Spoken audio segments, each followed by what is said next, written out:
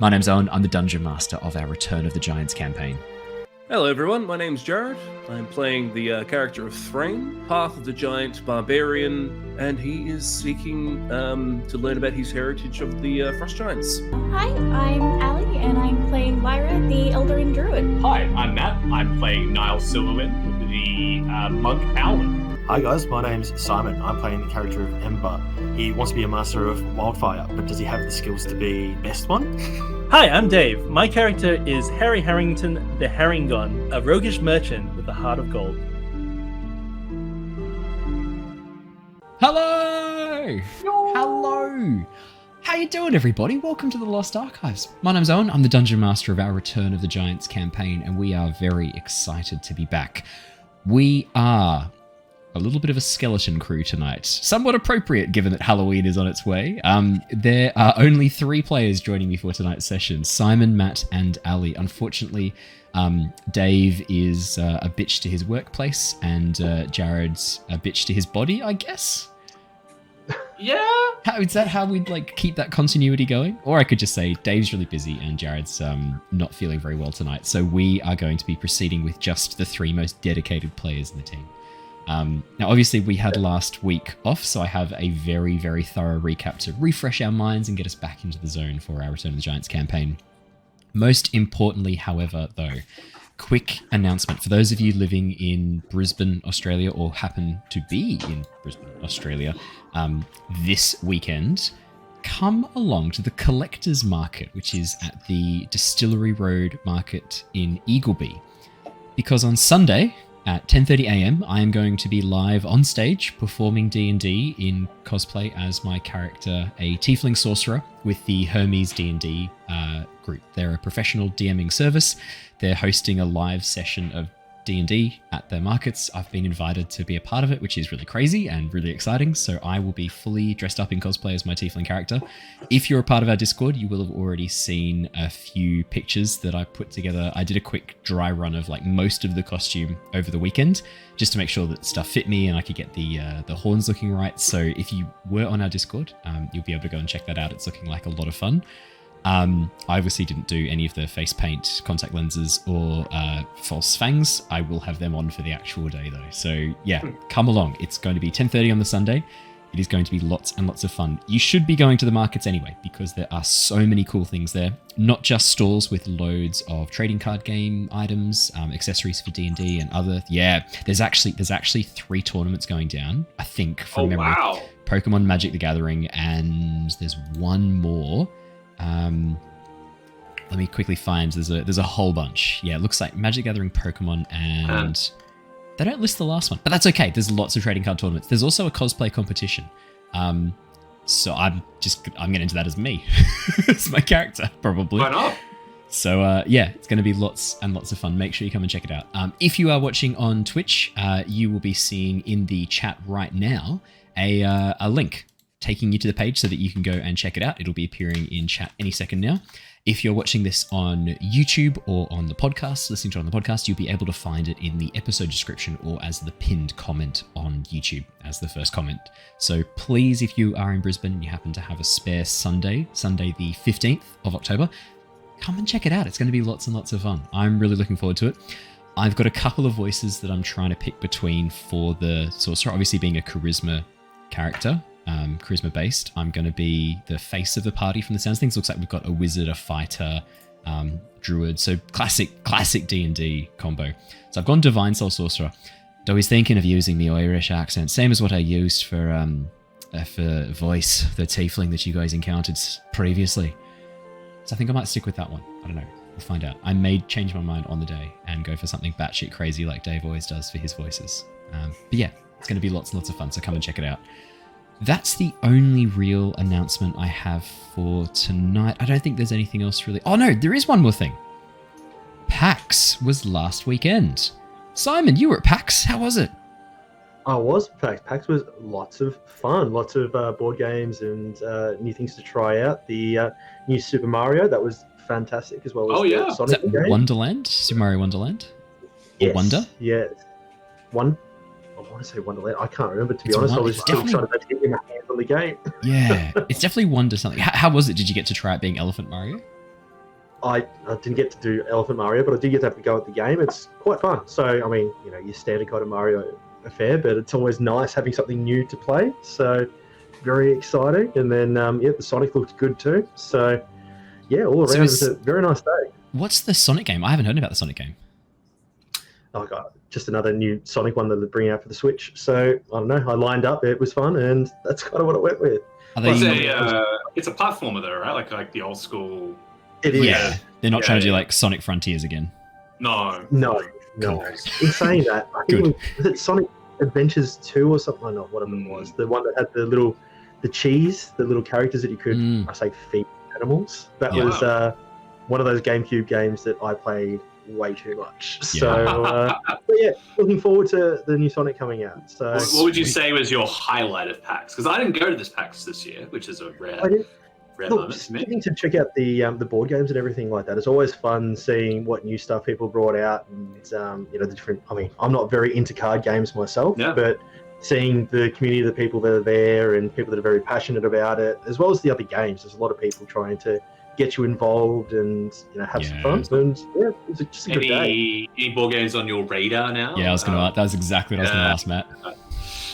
Look, so my partner Kat, she's not very into role-playing D&D kind of games. Yep. So a lot of the things that we got were just like the smaller card games. So she's more of a fan of games like your Azules or even things like Catan, games like that. Strategy games. Yeah. So there were. I think we picked up about 4 or 5 board games, which we haven't played yet because we won on the Sunday, but. This weekend, looking forward to cracking a few open. Because I heard one of my favourite games, The Witcher Old World, was on display at PAX, and a lot of people were very keen with that. I have The Witcher Old World. I was one of the people who kickstarted it. I got the full edition with all the expansions. It's amazing. If you have not played The Witcher Old World, you should definitely check it out. If it's something I should do an unboxing for, let me know, because the box itself just fits in one of those squares on an IKEA 8 square. It is the dimensions of an IKEA 8 square. It's huge. I think from memory it weighs 18 kilos. What? It's insane. I'll definitely bring it out. If you want to do an unboxing video, the only unboxing video I've ever done on this channel was for the Avatar Legends Kickstarter rewards. And it to this date is still a very popular video. So maybe that's what the people want. Maybe I should be feeding the beast. Yeah, absolutely. And I also recently bought Scythe Expeditions, which is the new Scythe game, which I also heard a lot of people were checking out at PAX as well. Yeah. So I'm very, very excited. Alice and I have played like 2 or 3 rounds of that. We're just getting the hang of it. Also a really good game, because I'm a big fan of Scythe. Scythe's like Catan on steroids is the best way I'll describe it, right? Like, but it's a good day. Well, it's worth going to PAX if ever you get a chance and you're in Melbourne. And I mean, I'm very big into pinball games and things like that, and they had all the classic games set up as well as a lot of the new the 7 one. So I don't know if you guys like pinball that much, but I dabble. So they had the new Ninja Turtles, Star Wars, the Avengers, and the Deadpool one, and it's lots of good fun. That sounds awesome. I went to a place years ago in South Melbourne, and it was just a pinball place. And it was super cool. I can't remember for the life of me what it was called. But you literally go in. It was like 50 pinballs, like up and down the walls. And you just go there, play pinball machines, however long you want. And they also do like repairs, and they sell parts there as well. It was just a super cool place. Cool. Yeah, a specialized business model. I doubt it's even around now. I was gonna say, I wonder if they survived COVID, because it doesn't sound like the sort of business that would have. I highly doubt it. But there's actually so cool. Pinball place in the north that does something similar. I think it's cool. Man Cave something, or Man Cave Madness, something along those lines. But you pay like $20 for 2 hours, and all the pinball games pay as much as you like. It's if you're into that stuff, it's worth a visit. Yeah, that's amazing. Huh. I think that'll be fun. On the subject of attending PAX, I'll keep you posted. There might be some exciting news for us with some of those really cool conventions next year.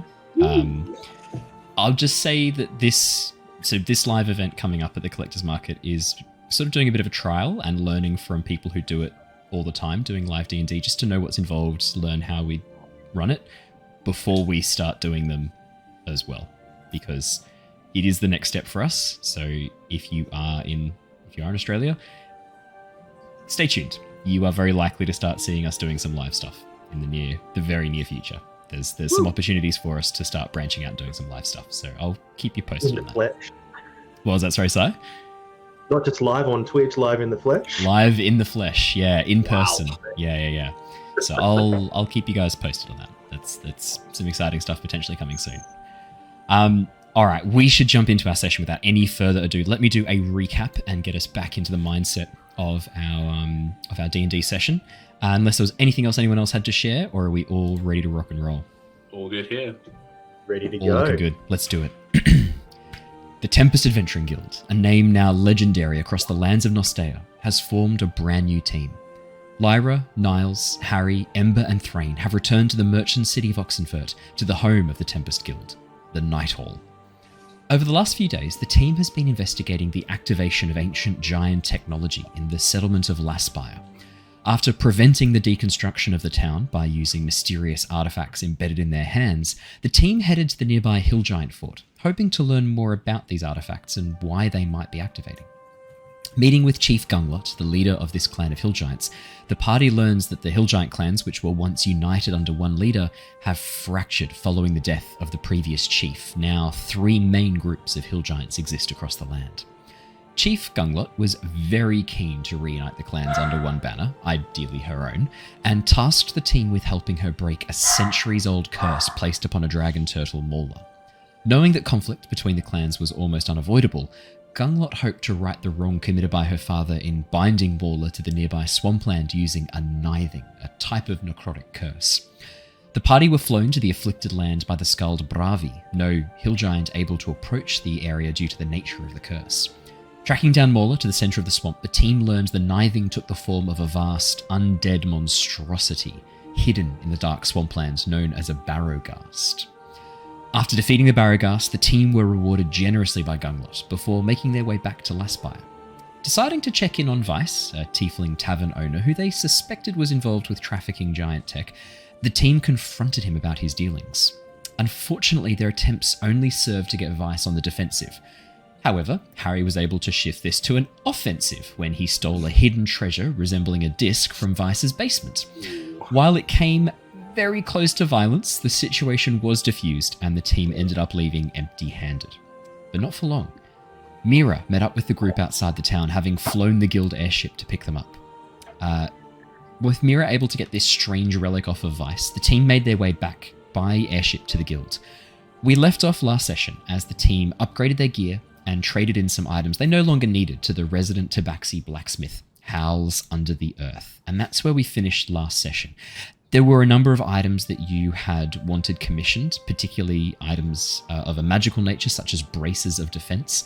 I think was the main one you were after, like 2 or 3 sets of Braces of Defense. Yeah. Unfortunately, as Howls reports, with the return of the giants, the city has been on a bit of a spending spree for magical items, and my stocks are severely diminished. As a result, you have been tasked with, if you want these magical items, you're going to need to procure some components needed in the crafting. In the background, since we last had that session, I have been working on a crafting system in D&D to help with alleviating the costs of magical items, which can be very expensive and kind of nuts. Yeah. I've also reviewed our magic item costs spreadsheet and updated it a little bit to reflect, because the one that I was using was based more on a campaign setting where magic items weren't quite as common, whereas Nostea is a world kind of in the grips of almost like a magical technology-based revolution, like the industrial magical revolution, where airships are now quite common. A number of magical artifacts and items, especially common and uncommon, probably it's better to change them to frequent and common, are now available to the general public from most of the artificers. So I've updated the magic item costs a little bit as well, which means that as you guys find items out in the wilderness and on your quests, you'll be able to trade them into not just Howls, but other artificers and blacksmiths as well to reduce the cost significantly of acquiring magical items. And there's also magical items that I know each of you are kind of looking for. Don't worry about that. We've got that all sorted. I was going to say, yes, having had the downtime, I suppose. We haven't played D&D for a little while. It's come to my attention that there is a certain magical item in the Fizzman's treasury list of magic items. All the items in Fizzbands are insane. All the items, but there is one. There's one that's specifically for monks, which I only found out about like a week ago. I think I know which one you're talking about. Is it the Dragonhide belt? Yeah, that's the one. Yeah. So I didn't know about that until like after the fact. I was like, well, I wonder if there's any old. There's also some very exciting magical items introduced with Big B's Glory of the Giants. Obviously, one of the things we're doing with this campaign is introducing as much of the Big B's content as we can. It came out at a very opportune moment for us, like 10 sessions deep into our Return of the Giants campaign, so not going to complain about that. The thing is, most of those items are like level 8 characters and above. So we get in there. You get in there, you're not too far off. I think most of them are like rare or legendary. Rare, very rare or legendary. So don't worry, but you will be like, the plan is to show off every enemy from Big B's, as many of the magic items as I can, and as many of the things in Big B's as I possibly can. Amazing. So don't panic. The last thing that you'd also asked about, Niles, I remember very distinctly, was magical tattoos. That is true. I did ask about that. I have some excellent news for you. I think about a year and a half ago, rather coincidentally, I also helped kickstart a magical tattoos supplement for 5th edition D&D. It is a full PDF of, I think it's like 200 plus magical tattoos with descriptions on like how much they should cost, the effects, how like they get put on, and then there's also like a breakdown of like you can only have a certain number of neck tattoos, arm tattoos, and like where they're located and how they work together, and the synergy between some of the tattoos. I've already pulled that supplement open. We're ready to rock and roll. Damn. Well, I was gonna say, like, out of the main sort of Tasha's module, it was only like 7 or 8 that they introduced. Yeah, it's not very many. Not a whole lot. It was So I should reference it was. So it's the Tome of Mystical Tattoos by Carl Nicholas. And if you wanted to get a copy, I'm pretty sure you can still get one directly from his website. And rather coincidentally, they also just finished funding the Tome of Mystical Tattoos 2nd edition. I unfortunately missed this, so I'll have to wait for the edition to come out on DM's Guild or on his website by Carl Nicholas. So I do thoroughly recommend checking it out. But we will obviously be using those. The tattoos and magical tattoos play a very big role in Maloran Orc society on Nostea, so there's going to be lots of stuff to do with that. So I guess the question is, right, as Hals heads off back to her workshop, her very dusky, sandy coat, soot-stained and half hidden under her large blacksmith's apron, her tail almost tucked around her like a belt to keep it away from the boiling hot kiln and furnace that she's using to heat the materials required. As she goes back and begins to move away, what would you three like to do? You've got about half a day before you were going to meet back up with Mira and the rest of the guild upstairs. I guess I could do Harry and Threign. Harry is going to very quickly make some excuses about wanting to go and maybe check prices for some items in the city, maybe see what deals he can find. Obviously, a little bit... sorry, what's his voice again? It's like a Kiwi-Canadian cross. Yeah, so I got a bit of deals that I'm looking for. I might just go and go see about that. Hey, I'm a merchant. Got to keep up with the times, and I might head down, have a bit of a look around the docks, and then head up to the merchant district. So I'll catch you guys in the evening. Hey. Oh, sounds good, Harry. Safe travels, and keep your belongings safe and secure. We don't want you to go lose any of your stock.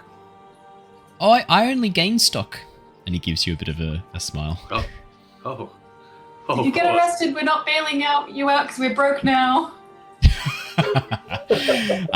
Harry thumps his leg a little bit anxiously, this like rabbit folk sort of, which I think now you've all clearly come to see as a bit of a sign of anxiety. Yeah. And he quickly hops off, heading out into the bustling streets of Oxenfurt. I guess Threign is going to go, I will go and see if there are places where I can wrestle men and women and prove my strength and might. Oh, wow. That sounds like a ton of fun. I might even join you, but not right at this moment. I think I'll have a bit more of a peruse around the city.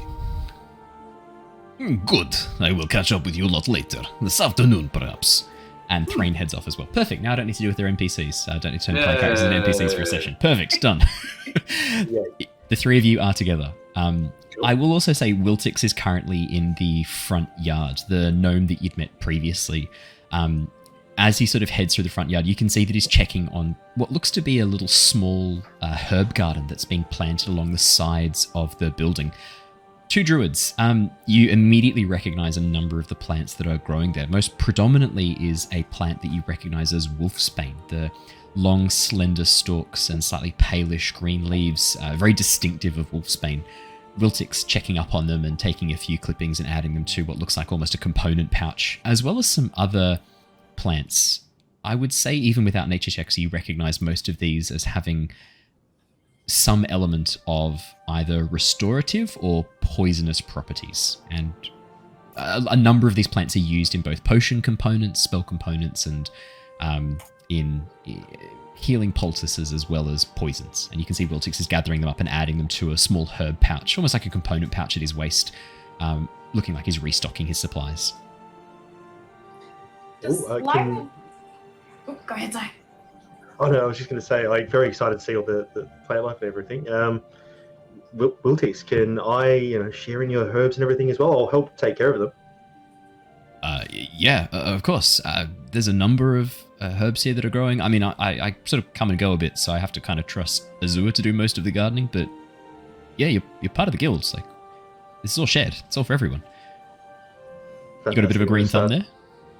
I do. I'll help take care of it. I promise. But I'd like to take little samples, and I'm going to start picking little bits off each one and putting them in the little glass vials that I was making on the ship on the way here.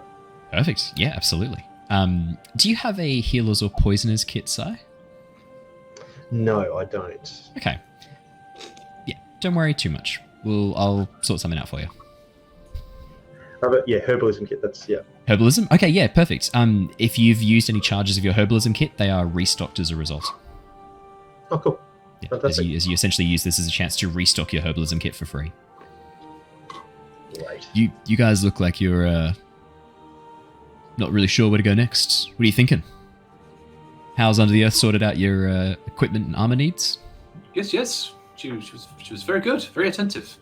But I guess I'm not super familiar with Oxenfurt. I've only been here on business a few times. Is there anywhere in the city that you'd recommend? Well, if you're looking for magic stuff, the university's always a good place to go. They tend to have lots of wizards hanging around, sorcerers, the like. If you haven't been to the Bard's College, it's not quite as impressive as the Bard's College in Palin, but there's a Bard's College here that's quite fun. What else? There's a few taverns around that I like to visit. Yeah. Apart from that, I don't really do cities very much. People tend to walk over the top of me. I'm quite small, so I tend to get lost in crowds. I generally like to be around large open spaces, so I'm probably not the best person to ask about what to do in the city. We've heard rumors about a couple of places that maybe do cool magical tattoos. I mean, I've never seen them before. I'm half interested to see, just see what it's all about. Anywhere that you've heard about? That's going to be down at the docks, I'd say. Sounds like, yeah, I'd be heading down towards the docks. Head down to the trading port. I think you'll find what you're looking for there. Yeah, any of the Maloran tattoo parlors? I think I've walked past some before. Yeah, docks. Head down to the docks. I think you'll find what you're looking for. Ooh, that sounds interesting. Might be worth a look. How you doing funds-wise? I know sometimes it can be a bit tricky staying on top of things, but we do have a bank of gold if you need things urgently. You can draw upon guild funds if you need stuff. Oh, really? Oh, I didn't realize that was available. Oh, well, did Mira not mention that? She may have, but that might have escaped my mind. It's been a long couple of days. That might be worth looking into. Perhaps we'll see. We'll inquire about that. See how much we can take out if there's anything that we want or need. How much? Yeah, I mean, how much do you want? I've got I haven't handed in my most recent bounties yet. I've got 200 gold here. Oh. Do you want 50 gold? 50 gold sounds 30 on me. Yeah, sure. Wiltix reaches into his pouch and pulls out 30 gold pieces and hands them across. There you go.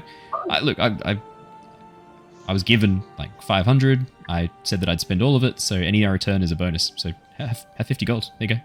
Enjoy. Oh, Why, thank you. So kind. Yes. One of the tricks I learned early on: overestimate how much you need for each trip. And he gives you a bit of a wink and a smile. Maybe we keep that in mind. Yes. I save most of it on food and accommodation. I'm very small, so I don't need as much. How much is it weird me playing your old player character, Si? No, I like it. Right. You're on there. That's pretty much what I'll be going with. Anything that I can joke about the height is, yeah. That's all I need. Love it, Cool. love it, love it. I'll add the 50 gold to the tally. Perfect. So, Docs, do you want me to come? If you need me. Otherwise, I'm happy to. I've got some other stuff. I was going to go hand some stuff in, but if you're looking a bit lost, I can come along. Oh, I'm sure we would appreciate the company, but if you've got other things to do, don't let us hold you up. I'll come down and meet you later, then maybe I'll drop this stuff off, have a chat with Mira, and then I've got this, like, and he pulls open part of his tunic, and you can see underneath his studded leather breastplate has been torn in half, and there's a large gash down the middle, dried with blood, as well as a old fading scar underneath it. Yeah, I was supposed to get this fixed, but... Oh, you should definitely get that looked at. That doesn't look, doesn't look good at all, but it seems to be healing quite well. Oh, no, the wound's fine. I was thinking about the armor. I'm okay. Oh, but yes, no, the armor looks like it's seen better days. Yeah, I might go get that fixed. So look, if I bump into you down at the docks, I'll come say hi. How about that? Sure, sounds good. We'll see you there. Lulix gives you a nod. Oh, yeah, sorry, go. If you can't find anyone to fix it, I'm proficient in leatherworking / tools. So, if you need a... Quite a little prodigy we have here. Eladrin. I have to ask, are you going to stitch it back together with fungus? It doesn't have to be fungus. It's the easiest way. Mycelium. You could use mycelium threads, almost like I was gonna patchwork. say. Yeah. Yeah. Look, I'll get back to you. Yeah. I'll get back to you on that. Perfect. As Wiltix heads off, the three of you make your way down towards the docks.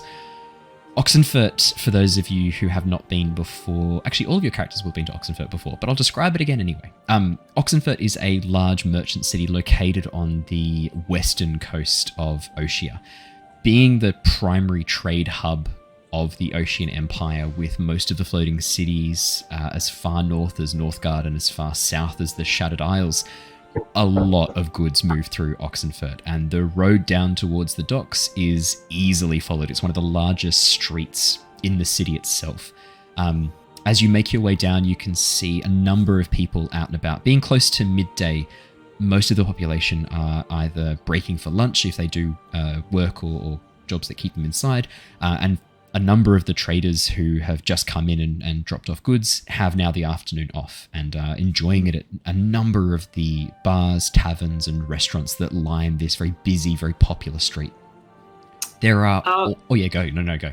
No, I was just going to say, just question, just out of game real quick. I'm just trying to remember. So one of the locations we were potentially going to go next was the north, correct? Is that one of the ones that we were thinking of? Yeah, you guys were tossing up a few different locations, whether you wanted to head north to go and track down the rumors of this.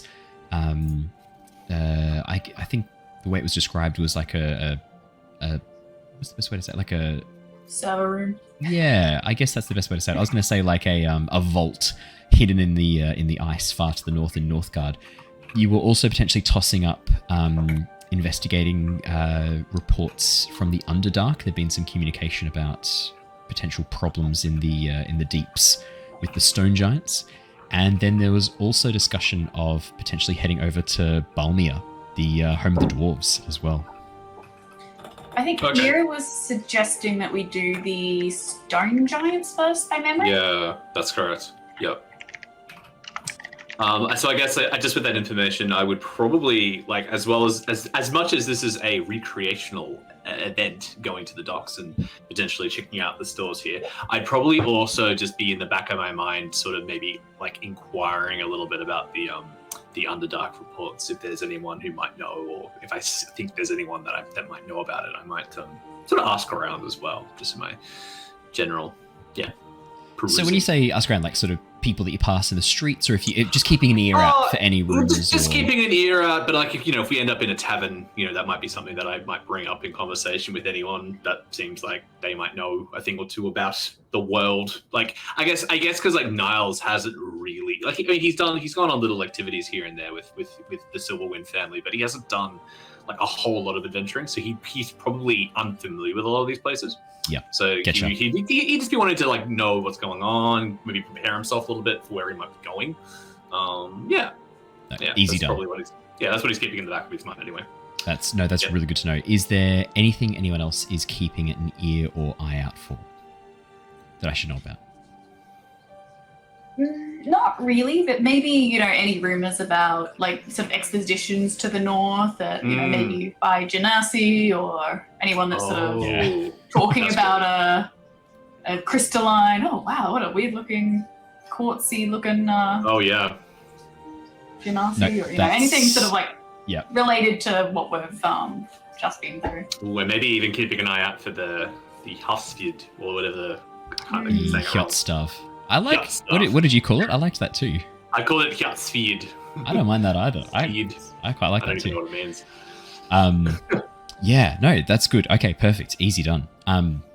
As you guys begin making your way down the main streets, there's almost like a gentle slope as you head down towards the docks. The city being built a little bit up on a very slight hill at the very crest that then moves down and encompasses the full bay that is sort of inset on the coastline where Oxenford is located. You can see as you get down towards the major crossroads on the westway and eastway. Over to your right is the airship docks, a very large, very modern looking series of steam and gear powered devices that raise and lower to essentially allow the airships to lock into position and anchor above the city. A series of lifts and gangplanks able to be raised and lowered to allow people and goods to move to and from the airships. But your destination takes you down to the old docks, the sea docks, which are still very, very much in use, despite looking a little bit aged compared to the modern, much more, I'd say like streamlined looking airship docks. The area around the waterways is bustling with people. As you begin making your way down towards the docks, you can see many, many more of the Maloran orcs, the orcs of Nostea being split into two groups, orcs and Maloran orcs. Maloran orcs kind of taking the place of half orcs in our campaign setting. The Maloran orcs are all tattooed with intricate displays of very, very fine, very, very elegant tattoo art, which you would all know by this stage designates a number of important things. The first one being their home city, where they're from on the ocean, and then a little brief history of their family, and then room for any great deeds or experiences they might have had.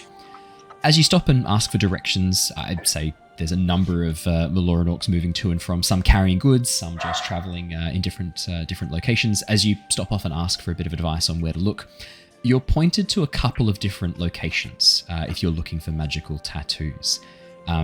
The first one you're pointed to is Inkspren, which I'd say probably most of the orcs you talk to would say, oh, you got to head to Inkspren if you're looking for tattoos, mundane and magical, best place to go. But Kraken's Black is not too bad either, as you investigate. So, popular option. Yeah, there's a few other names pop up, but as you ask around, they seem to be the two most commonly recommended places to go and check out. We could take a look at both. Inkspren seemed to be a popular one. Yeah. I am fascinated by how the magical tattoos are applied. I've heard some of the mystics in my monastery dabbled with magical tattoos. I've always wondered how they were applied. It'd be interesting to see it in practice.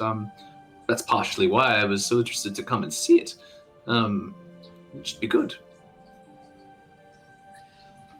Well, as you make your way down onto the docks proper, in front of the vast array of wooden structures that basically push out deep into the bay, there's a massive sprawling market knowing that walking through that market is going to slow you down, distract you, and keep you off your path, you stick to the outskirts, following around the edges of the tall buildings that almost shadow the docks, these vast multi-story stone structures that have been built on top of one another as the city has grown. What was once probably 2-3-story townhouses have been buried underneath 5, 6, 7-story stone monoliths that cover the original structures entirely, leaving almost these like scars of old buildings surrounded by new stone and new wood. As you head around the outside, the first place you stumble across, having been given sort of vague directions from many of the Maloran orcs that you pass, the first place you come to is Inkspren. The sign hanging above the door glows with a very soft blue light, fading in and out, and it depicts a swirling pattern comprised of these, what almost look like tendrils of ink, forming in the center, despite the sign itself being in this dark black, almost midnight black ink. It still glows with this very faint, soft blue light. There's no windows, just a door painted with that same dark midnight blue, and a knocker located on the front in the shape of what looks like squid tentacles. Wow, what an interesting establishment. I'm very tentative. Is it like busy around, or like is it just? Doesn't seem to be anyone coming and going right now. A number of the shops on either side, which there's a weaponsmith right next door on one side and what looks to be a bakery on the other. The weaponsmith almost deserted, a very, very tuckered out looking mountain dwarf staring at what could only be described as a completely exhausted forge. No wood left to power it, no raw materials, and only a handful of very janky looking blades, sort of swords, rapiers, short swords, and some daggers, but clearly not his best stock. Your guess is that he's waiting on fresh materials as you take a bit of a look. On the other side, the bakery seems to be pumping. A lot of people coming and going, walking out with this very strange looking baked good that none of you would have seen before. It's vaguely in the shape of a fish. It looks like some sort of like toasted bread. And as you watch people biting into it, you can see on the inside there's this, what can only be described as bright green paste. But it must be good because a lot of people are enjoying it. Like there are a number of people coming and going, leaving with this fried fish treat. Wow. Yeah, I shouldn't say fish treat. It's bread that's made to look like a fish. It's not actual fish. Although, I mean, you don't know what that green paste is. Who knows? But the tattoo, the Inkspren, the tattoo parlor seems quiet, at least from the outside. Obviously, having no windows to look in, it's hard to say. Just a door, almost cramped and squeezed between these two buildings on either side, almost as if the buildings have grown and crushed this place in between them, hiding it from view. Cool. Well, I guess we should knock on the door and see what's going on inside. Niles just very, very casually just knocks on the knocker and waits, I guess. Does it open? Like, does the door just open when is it locked and I need to knock it? Like, what sort of? So as you gently push on the door doesn't open. There's no handle either. So you then move on to the knocker and give it a knock. As soon as you knock, actually out of interest, how many times would you knock with the knocker? Just once or twice? Or are you like one of those people who does a pattern every single time? I think Niles would just do like a very like quick like knock. Yeah, and then just see what happens. I wondered if you go like dun dun dun dun dun dun dun. But no. As you just do a tuk tuk on the handle. As soon as you let go of the knocker, the tentacles twist and move, coming alive as the metal flows and reaches out on either side, opening the door as it does so. Wow. Inside, the room is dimly lit. The corridor beyond leading to a set of rickety stairs that head up almost at like a 50-degree angle, straight up to a floor above before just before a landing as it gets a little bit higher. There's no sounds, no noises from inside, just a gentle susurrus of people speaking over the cacophony of the bakery next door. Wow. This is rather impressive. Guess we just walk up a little bit and see if we can see anyone. Fantastic. Hello. Be careful not to touch anything that looks important. Yeah. The room, I guess the best way to describe it is like an antechamber or hallway that you step into. There's no real furnishings until you step in and the door closes behind you. As it does so, the room immediately is plunged into darkness. A moment later, patterns begin to glow softly, illuminating the walls around you in this beautiful tableau of an underwater coral sea. It's almost alive, the way the glow gently almost creates a motion. You see fish that you swear were moving, but as soon as you stare at them closely, they can't have been. They're ink on a wall. And as you look down at your feet, you can see footsteps that have been laid out in this same glowing ink that lead up the stairs, along with coral shaped almost like arrows pointing above. I suppose we go that way. This is the way. As you begin making your way up the stairs creak underneath you, your feet. In some cases, clomping, in some cases, clicking on the stairs. Niles, with your bird feet, your claws click against the wood. Being, 7 foot tall, Ember? You're a bit of a hefty boy. Even though you're quite wiry for a Firbolg, there's still a lot of muscle to you. Your steps dum, dum, dum, accompanied by the creaks of the staircase. As you get to the top of the staircase, the walls around you, the tableau changes in environment, moving up almost to like a beach scene and then moving into a forest as you rise higher and higher, almost as if you're transitioning from underwater up onto an island. As you get to the top of the stairs, the room beyond is beautifully decorated. These same swirling patterns become much more stylized, changing from accurate depictions of real-life creatures, plants, and locations to these swirling patterns that take on almost a movement and motion of their own. In the center of the room are 4 chairs arranged on this strange-looking clockwork contraption that rises up, this large glass tube in the very center filled with hundreds and hundreds of tiny vials glowing very softly that are being rotated, occasionally lifted up to the top. You watch as liquid is drained from them through this large series of pipes, and then the vials drop back down and slowly refill from something underneath. You can see a single figure tattooing the arm of a Maloran orc. She looks like she's roughly in her, I'd say, early 20s, the Maloran orc getting the tattoo.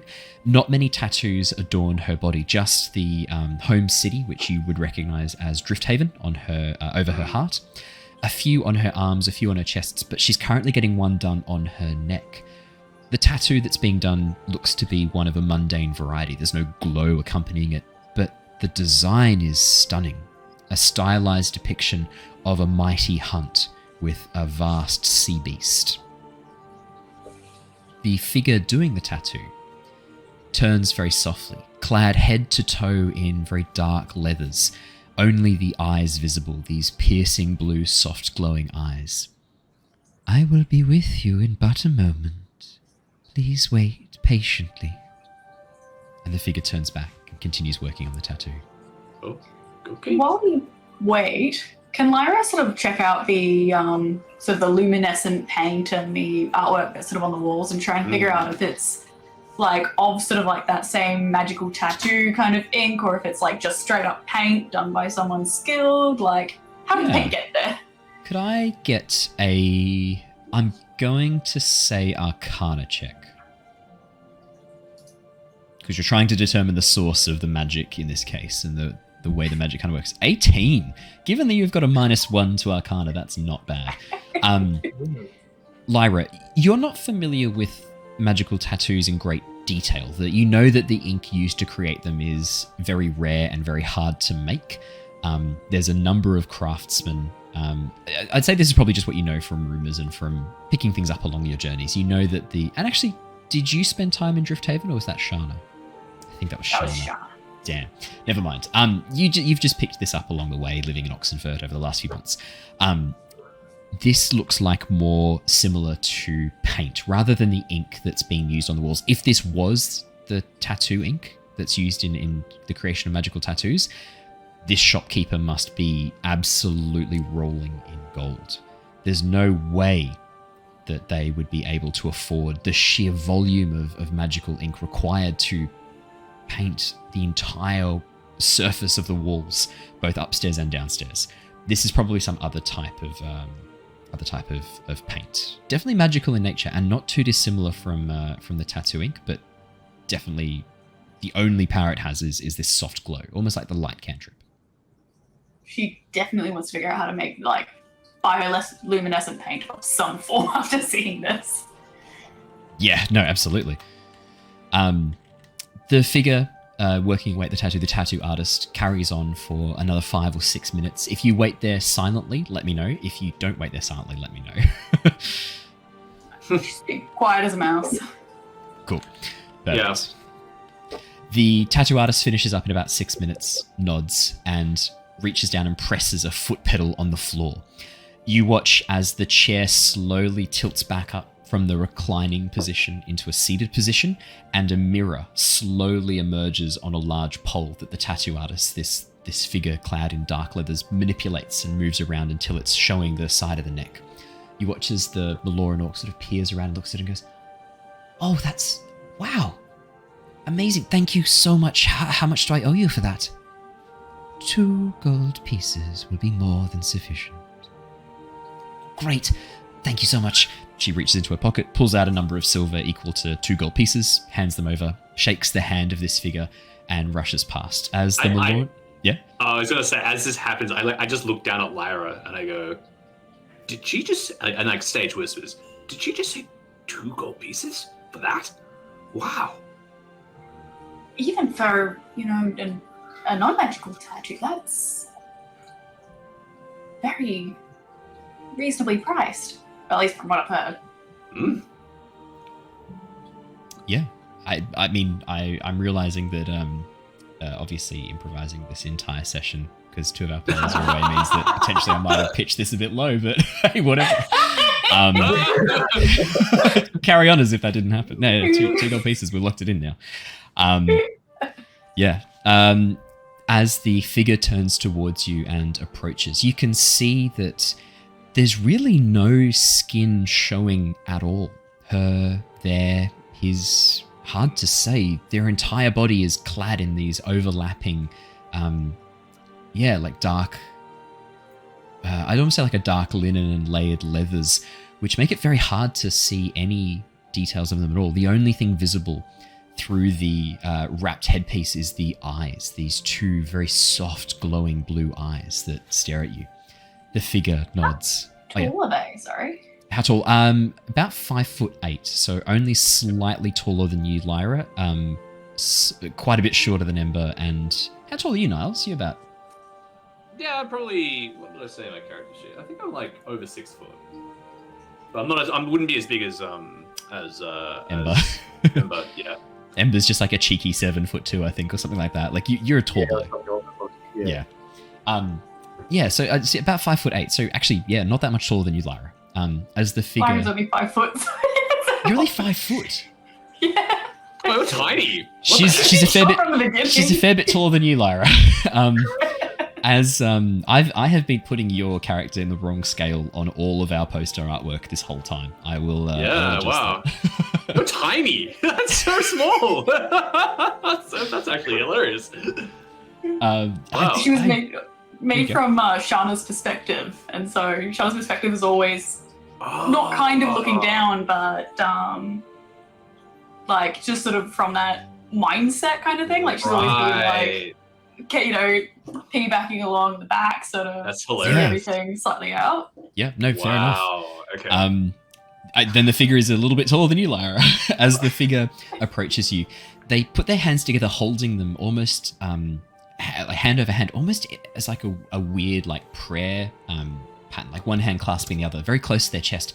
And they do this very elaborate bow. First their head lowers, then the body, until they're almost 90 degrees, and then they slowly stand again. Welcome to Inkspren. Yes, hello. Sorry to interrupt. No. This hello. being, yes. Right? This being that I'm looking at right now.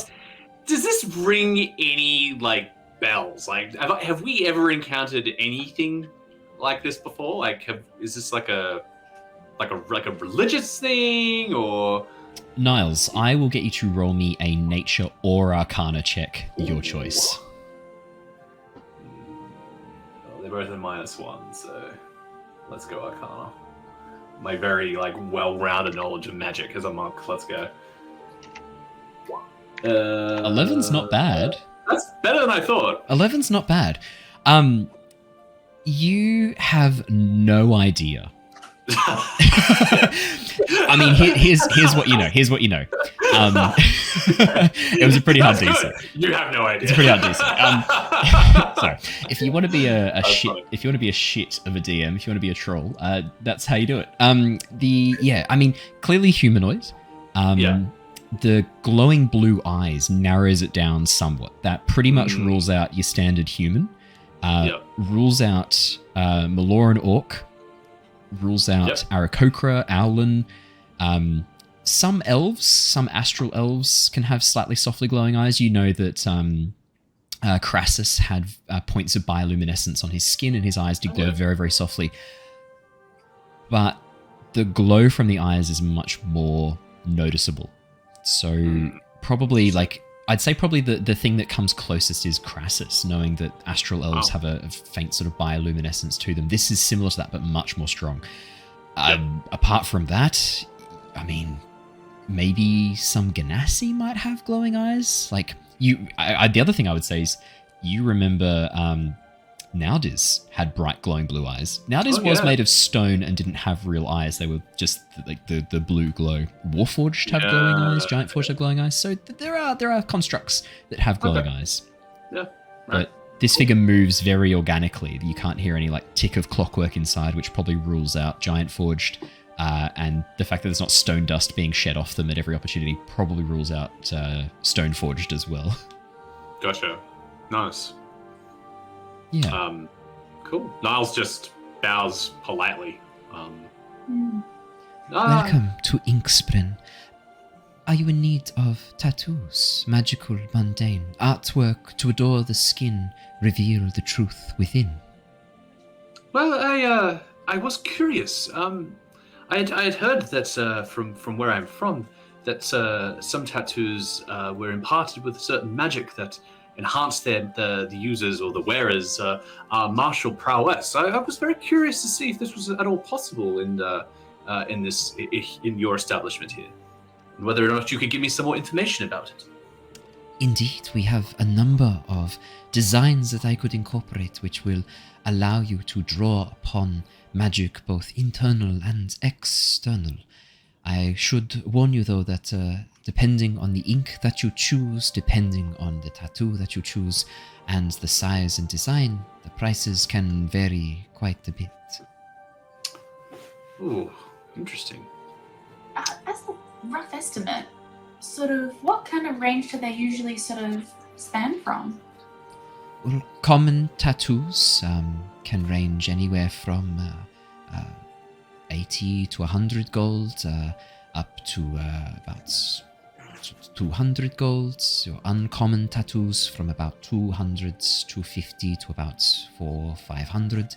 Rare tattoos, depending on the ink that I have to use and the design, can go anywhere from 1,000 to 3,000, 5,000 sometimes, depending on the size and location. And I'm afraid it only goes upwards from there. If you were looking for very powerful tattoos of that nature or more, I am afraid I will be unable to help you at this time. I lack many of the ingredients. I am waiting on a shipment. I'm not sure about the others. It's maybe a little bit outside of my price range at the moment, but you mentioned that you are awaiting ingredients. Is this the kind of thing that, if we knew what ingredients to look out for, we're all adventurers by trade, but if we could keep an eye out for the ingredients and maybe sort of help come get a deal or help you out in some way. I mean, this is all really cool. I really want to know how you get that really cool paint at some point as well. The Illuminator's paint. Oh, that is fairly simple. Minor enchantment. Crushed glowing petals, along with some caustic bile. It's not hard to produce. In terms of the items that I need to create more powerful enchantments, you would have to be a specialist to go and harvest them. I have a number of crews that I employ to travel to the depths of the ocean, peaks of mountains, both above and below, to harvest the ingredients that I require. It is something that is rather specialized. I think perhaps it is not something that you would be jumping into right away without some sort of training. That's fair enough, though. If you ever do come across rare inks, though, please bring them to me. Recipes as well. Many of my colleagues, when they discover new things, hoard their secrets. Worse than wizards we are. I am hoping to compose a tome, a guideline of all recipes that have been discovered. Oh, that would be rather useful. Indeed. Share it among my fellow tattoo artists. But please, no, tell me, you were looking for an item that, or a design that could help empower your physical prowess, you were saying? Well, yes. Some of the other monks in my monastery dabbled in this art. I was always fascinated by the application of the tattoo and how it would affect their martial prowess. I had always wanted to see how it would work, and well, I was in Oxenfurt, and I thought I'd take a look and see how it would be done. I myself, I think I've only got about 100 gold to spare. I don't know if that would be enough to even entertain such a piece, but perhaps it would be something that I could look into later when I come into a bit more funds. Well, I have two designs that I can think of off the top of my head. There are a couple of different designs based around the idea of making you safer, protection, a barrier, one might say. Ooh. There are different types of tattoos that I could use to help create protection. But I think for what you're looking for, it might be a bit more expensive. Your training, I imagine, includes a form of defensive combat style as well, no doubt. Essentially, your armor class is determined by Constitution and Wisdom, correct? No, Dex. It's just Dex, yeah. Oh, I don't think it's Wisdom. Don't you get unarmored defense as a monk? I do. Which includes... I'm pretty sure it includes Wisdom. I'm pretty confident. Oh, yeah, it is. Yeah, so if you're looking... jumping out of this so that I can explain it mechanically. If you were looking for a barrier tattoo... you're only going to be able to afford the uncommon maybe, and that's still going to be... It's only going to give you an AC of 12 plus your Dex modifier, which is not great for you. No, that's not good for me. No. That's fine. Otherwise, there are items that might help you in combat. Grasp tattoo. I can tattoo a series of tentacles across your arms or legs, and when you make attacks, you can wrap these tentacles around them. Keep them covered or held in place. That could be rather useful. I do find myself in close quarters more often than not. How much would that set me back if I was to go down that direction? It depends on how much of you I was to tattoo. But if we were looking to tattoo only a little bit on you, just a small section, it is probably going to set you back about... So Owen quickly pulls open his guide to pricings. While that's loading... Oh, here we go. Probably going to set you back about 250 gold pieces. Ooh, 250? Yes. I'm sorry. However, there are other tattoos. Ones that might be more interesting to you. If I was to provide you with a list of all things I have currently got in my arsenal ready to go, you could have a look and peruse at your own time and come back and talk to me when you have had a chance to see if there are any that interest you. Oh, that would be rather handy, actually. Might be something to keep in mind. This is my tome as it currently stands. She reaches down and pulls out a a very small folio of pages that have been bound in leather. On the front is that same softly glowing paint used to paint the walls, this time inked into the leather binding itself. And as she flips through the pages, you can see designs of tattoos with very brief descriptions of what each of them do.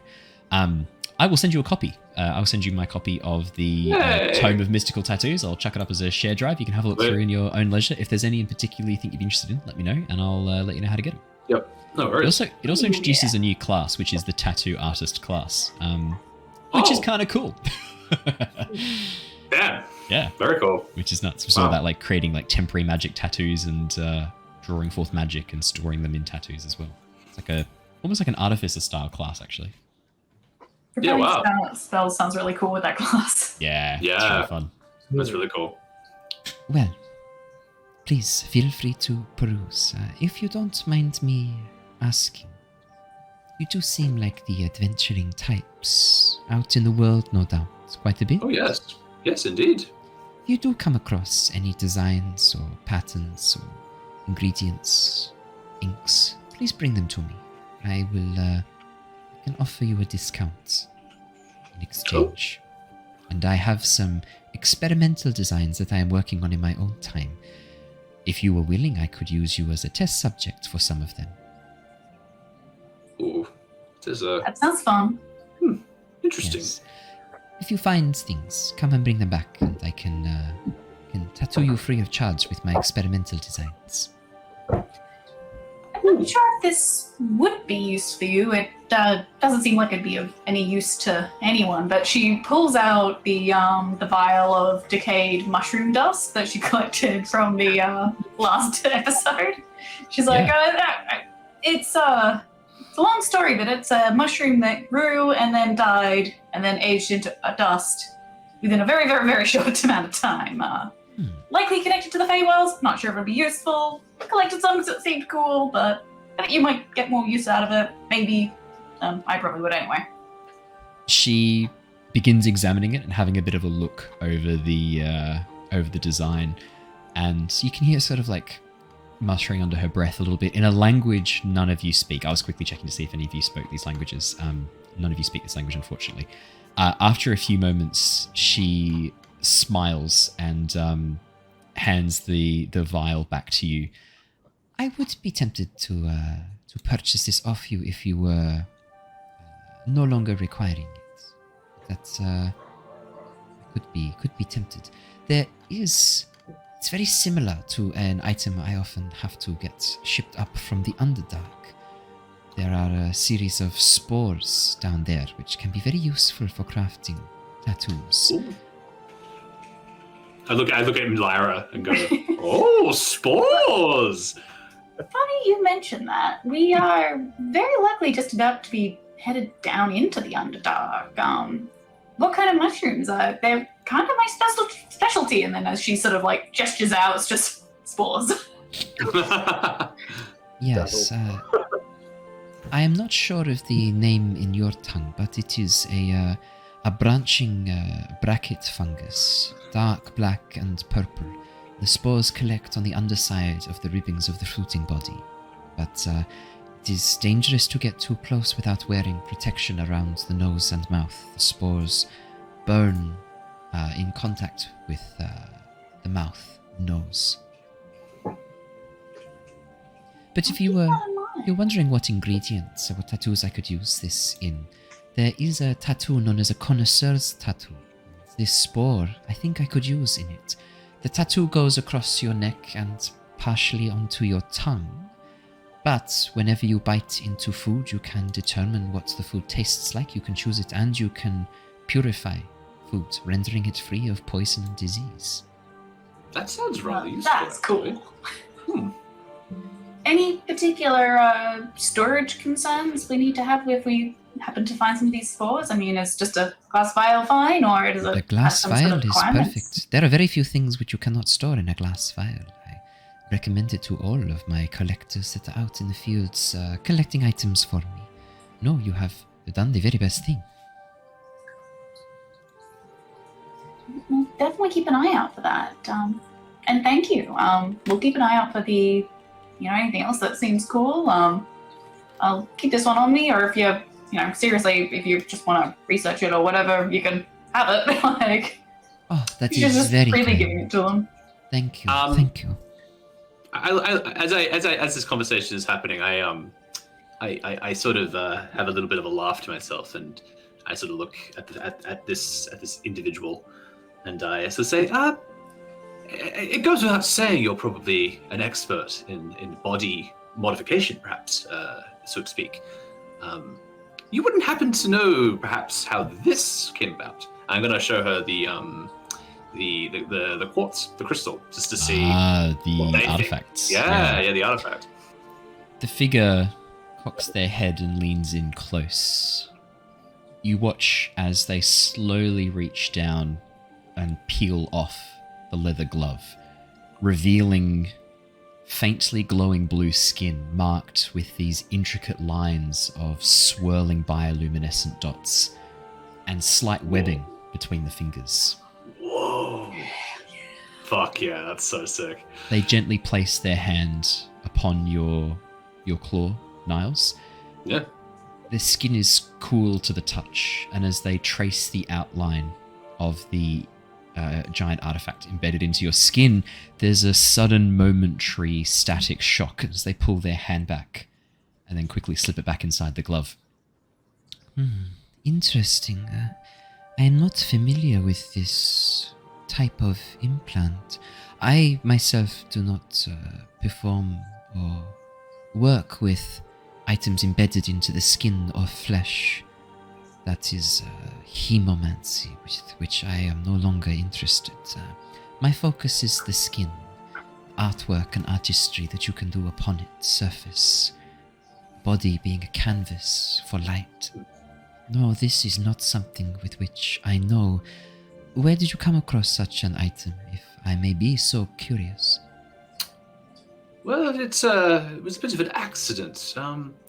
I believe it may have something to do with giant tech. Something we inadvertently activated, and seemed to as a result of that activation seems to have embedded itself in our arms here. The figure leans in a little bit closer, and you watch as they reach into one of the pouches on almost like a fanny pack that's strapped to their waist. They spin around to the front, reach in and pull out a pair of goggles, which they fasten to their head. Turning some dials, you watch as lenses on the goggles begin moving out, one slightly further than the other, and a very soft red and green sheen to the left and right eye. Almost like the vintage 3D goggles, 3D glasses. Yeah, that's so sick. As they lean in and look closer. I see patterns of light. Beautiful. Stay there a moment. Keep your hand steady. I will be right back. And the figure rushes over to the far side of the room, pulls open a drawer in a series of almost like tables that are lined with drawers underneath. I suppose like benches is the best way to describe it, like chemistry benches. Reaches in and pulls out a notebook, comes back and begins sketching. You watch as they very quickly and very deftly begin creating these flowing lines. They don't move from line to line in a cohesive way. It's almost random. Suddenly they'll draw a line across one half of the page, move down to the bottom. But over the course of about 30, 40 seconds, an image suddenly begins to form out of these random chaotic lines.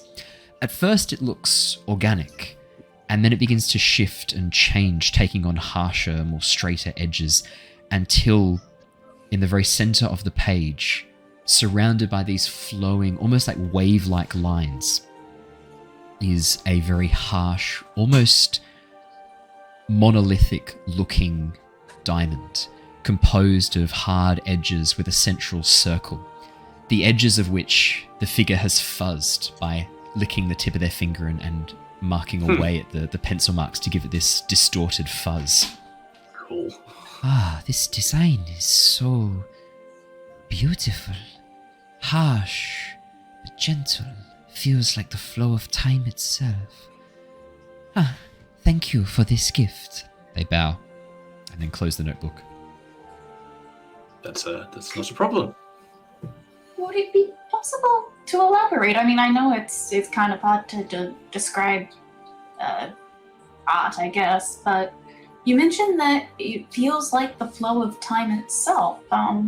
Is it something to do with the design itself, or is it a particular imagery that you've seen before? It is what I see. It conjures a feeling of an ocean current pushing along. When you fight the current, you exhaust yourself. You are dashed against the rocks and coral. But if you flow with the current, gently moving, immerse yourself in it, travel forwards. I don't know, it was a sense that time is the same looking at it. Had a feeling of clockwork and order. But I felt this river, this current pushing along as well, like a flow to it. It is hard to describe. It is a feeling. I sometimes get feelings when I see things. Patterns in the light, patterns in the shadow. That's really cool. Thank you. Thank you, yes. Sorry, I didn't catch your name. My name is Niles, by the way. Pleasure to make your acquaintance. And yes, Lyra and Ember, my other companions here. Yes, this one has no name, but it is a pleasure to meet you nonetheless. I go by Inkspren, if that is as per the... of course. It is easiest. Your peoples, you seem to attach identities so quickly and easily, personify things. I find it easier to work without such constraints, but it is inconvenient to not have a name, so I use Inkspren. Well, it was a pleasure to meet you. Likewise. Well, I best get ready for my next appointment. If there's anything further I may assist with, please let me know. If you wanted to make an appointment, you can come back anytime. Indeed, I think you've given us quite a bit to think about, and we will be going to the Underdark shortly, so if we do find anything down there that we may think interests you, we'll be sure to bring it back. Yes, please, that would be much appreciated. Sorry, just before we go, you mentioned, just with the hand thing, you mentioned a hemomancer. Would you know anyone, maybe you in the city, that would be worth talking to about these things? Oh, like a hemomancer? That art is lost for a good reason. Best it stay that way, and best you forget that word. Okay. Consider it done. Indeed. Thank you. The figure nods. Oh, sorry, Sai. What were you saying? Do you recommend the little fish pastry? Fish pastry? Oh, the bakery up above. Bakery next door? Oh, I do not go outside very often. Is there a bakery there now? Indeed. Yes. Then Seems quite popular. I suppose I do recommend it. The figure looks very confused. Thanks. Maybe we'll bring one for you next time. Oh, to masticate, to eat, to The figure shudders visibly. I kind of like lean down and whisper like, "Don't worry. In my culture, it's customary to chew the food first to give to the young. So I can masticate the food for you if need be."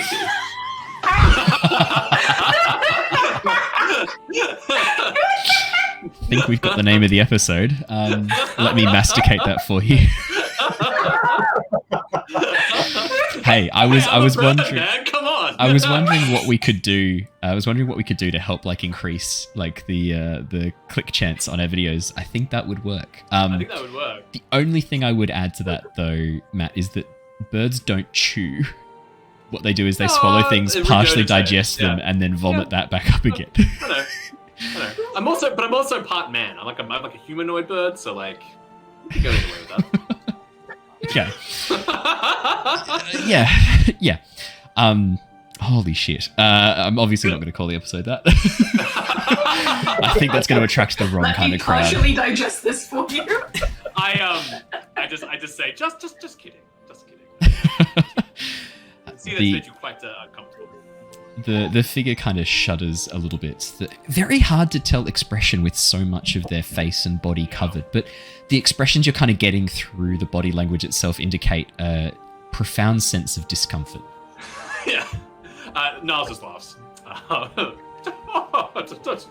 Don't worry. I wouldn't put anyone through that. That would be rather awful. Perfect. But no, don't worry. I'm sure if we find anything on our travels, we'll be sure to drop by and drop them off. Thank you. Well, ta-ta. Good luck with your next client, and we'll be seeing you. Indeed. See you again soon, hopefully. May you not perish in the depths of the Underdark, lost in the darkness forever. We'll do our best. Yes, what Lyra said. Ta-ta. Lyra and Ember, you guys would both have pretty high passive perception, wouldn't you? Given that you're both wisdom-based for druids. I'd say it's probably like 14, 15? 16? 16. Mine is also 15 as well. 15 as well. 13. 13. Not as wise, but that's okay, because 13 is enough. As you go to walk down the stairs, leaving behind the figure, finally something that's been bothering you this whole time becomes apparent. It's that moment of discomfort that you saw from the figure, the sort of shrug that they did, and this feeling of discomfort suddenly alerted you to movements that you've not seen, that you really should have. At no point during the conversation did their jaw or mouth move underneath the dark leather. Oh! Okay. And as you think about it a little bit longer, it's very hard to remember what their voice even sounded like. Oh, very cool. Okay. I'm guessing by the pand, if they lived underwater, I mean, it's surely sound-based communication wouldn't be the way to go. That's true. Yeah. As you guys make your way back downstairs and outside, you can see that the bustling streets, despite the sunlight and the warm light shining, a multitude of colours from the nearby markets, there's something about them that doesn't quite compete with the colours that you saw inside the tattoo parlour.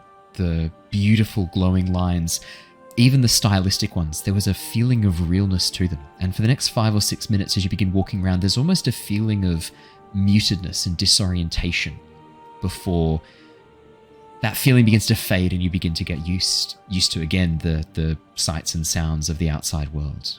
But there is a profound sense of oddness that sticks around, for about 5 or 6 minutes as you walk around outside. As you do so and begin making your way around the nearby market district, where would you guys like to head next? Or did you guys want to have a quick chat between yourselves now that you are outside of the tattoo parlour? I would have gone straight to the bakery next door. Straight to the bakery. I should have known. Yeah. The line for the bakery has somewhat abated, given that you were inside the tattoo parlour for, I'd say, probably about like half an hour or so. The lunch rush has somewhat chilled out a little bit, and as you get in line for the bakery, there's only about 5 or 6 other people in front of you, and the line is moving fairly quickly. As you get to the inside of the bakery, you can see that there are beautiful breads lined up on one side of the cabinet on display, various sizes and shapes, along with a special cabinet just for travel breads. These would be breads that are designed to last for a very, very long time for people out at sea or for people who are traveling around. Given that this is on the docks, it makes a lot of sense for this stuff to be here. To the far left-hand side of the bakery are much more artisanal items. Pies, pasties, sausage rolls on what looks like some sort of heated rock. This large section of granite that glows very faintly with this heat. And to the left of that, on a granite block glowing very faintly with this light blue frost that almost like grows like little crystals around the outside of the stone slab, you can see what look like a number of sweet pastries, things like sweet rolls, custard tarts. And in the lower cabinet, only 5 of the fish treats are left. These, like, almost... now that you can see them a bit closer and you're inside and you've had a bit of a chance to look around, you can see that it almost looks like a donut-style pastry, a very soft, fluffy dough that has been deep fried on the outside, lightly dusted in cinnamon and sugar. There's no description of what's actually in it. It just says fishy treat on the sign. That's all it says. As you get closer to the front of the queue and then finally up to the counter, you can see that there is only one woman currently manning the entire store. There's the sound of people frantically working behind. You hear the occasional shout out of, "More dough!" Like, "I dropped the yeast!" Just coming from behind the, as if people are frantically working in the bakery behind the actual storefront. The woman is a half-elf. You'd say probably half wood-elf, judging by the slight copper tan to her skin, auburn hair that's been tied back and actually covered in what looks like a cloth hairnet. She looks like she has been run off her feet. And as you get to the front of the line, she goes, "Hello, dearies, what can I get you?" Before I order, is there anyone in line behind us? Yeah, there's about 6 or 7 people behind you. Okay. All right. Should we just get the 3? And she looks at the others for confirmation. A nod. Yes. Should we get all 5? Maybe a couple for our other friends that have gone off to look at other things? Oh, well, and Wiltix was coming, so maybe we could give one to him too. But yes, maybe the others would like one too. Sorry. I think we get all 5. I don't mean to rush you, but there's a lot of people in line. Oh, yes, sorry. No, we'll take all 5 of the fishy treats, was it? Yes, we'll take 5 of those. Of course you will. She reaches below the counter, pulls out a paper bag, a very large paper bag, and begins like grabbing tongs, loading the fishy treats into a bag. I hope that. I was. No, never mind. I don't want to hold up the line. I will. As she ties the bag off and places it on the counter, she goes, 10 silver pieces. Sure. I just hand her the 10 silver. You just hand her a gold, actually. I've realised the conversion rate is 10 to 1. So yeah, 10 to 1. I would say that probably, like, working for a bakery, she's used to working with the lower denominations. Yeah, probably. I slide her a gold. Yeah. She takes the gold, chucks in the till, nods to you and goes, "Next!" Looks past you to the people behind you. As you step to the side, a very, very tall, muscular Leonin stands behind. On his shoulders, peering through the mane, is a small Leonin cub. "Fishy treat, fishy treat, fishy." And then there's this sudden silence. And then you hear, "I am sorry, my little one. Unfortunately, we were too late once again." From the back of the Leonin, and you watch as the cub scrambles down and starts like running to the cabinet and like claws out, scratches through the glass, leaving this like as it cuts down. The father goes, No, my little Simba, please no." Reaches down and picks up the little Leonin cub, puts him on his back. You watch as another Leonin, this one with much less vibrant mane and a large scar down one side, steps in, looks and goes, "Ah, what a shame. Too late to help your son once again, Mufasa." And then the 3 of them... Lyra takes her fishy treat out of the bag and hands it up to the cub without saying anything. "Fishy treat!" And the cub then begins like just like destroying this thing. You watch the scarred Leonin sort of looks over and goes, stands out, stalks outside the door. The taller, golden-maned Leonin looks towards you and goes, "That was very generous. I thank you, stranger. Please, let me reimburse you." And he reaches into his pocket. That's not a problem. Don't worry about it. It's nice to see kid happy. "I thank you. Your generosity today will not be forgotten." Yes, and let it be known that it was the Tempest Guild that assisted you today. I will remember.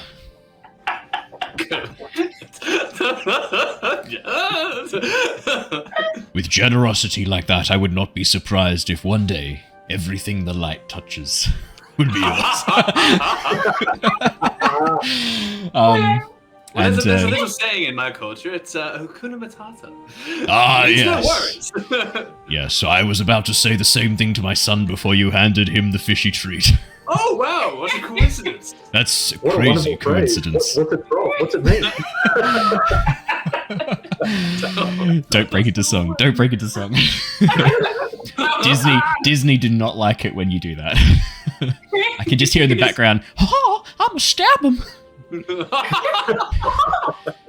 Everyone knows that Mickey's a psychopath. I'm now beginning to think that the fishy treat is just like crushed up bugs. Like it's just. No comment. No comment. I mean, Niles probably would be into it. But everyone else, I don't know. As you guys step outside back into the line, you can hear the sounds of people going, "Oh, what?" As the shopkeeper rushes out and places a sign on the door which says, "No more fishy treats, come back tomorrow." As people look around and notice you leaving with a bag, glares are directed your way. You watch as one man, this, I'd say probably like mid-30s human, reaches down to his knife belt and just places a hand on the, on the hilt of the knife, just muttering under his breath as he watches you guys leave.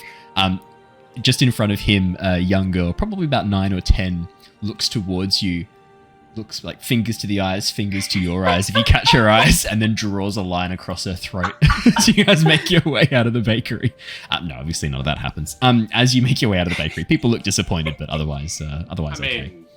People can be crazy though. Like people can get crazy for shit. That is true. Especially for baked items. Like, damn. Yeah. I'm just channeling an experience I had in Sydney once with this when I went to a bakery in, I think it was Newtown, that had recently opened, and people were insane, like genuinely. Oh, yeah. So I'm just channeling that experience for this. I've seen the lines in the city for like cronuts in Melbourne, and they're like an hour long just to get cronuts. It's wild. Anyway, I get it.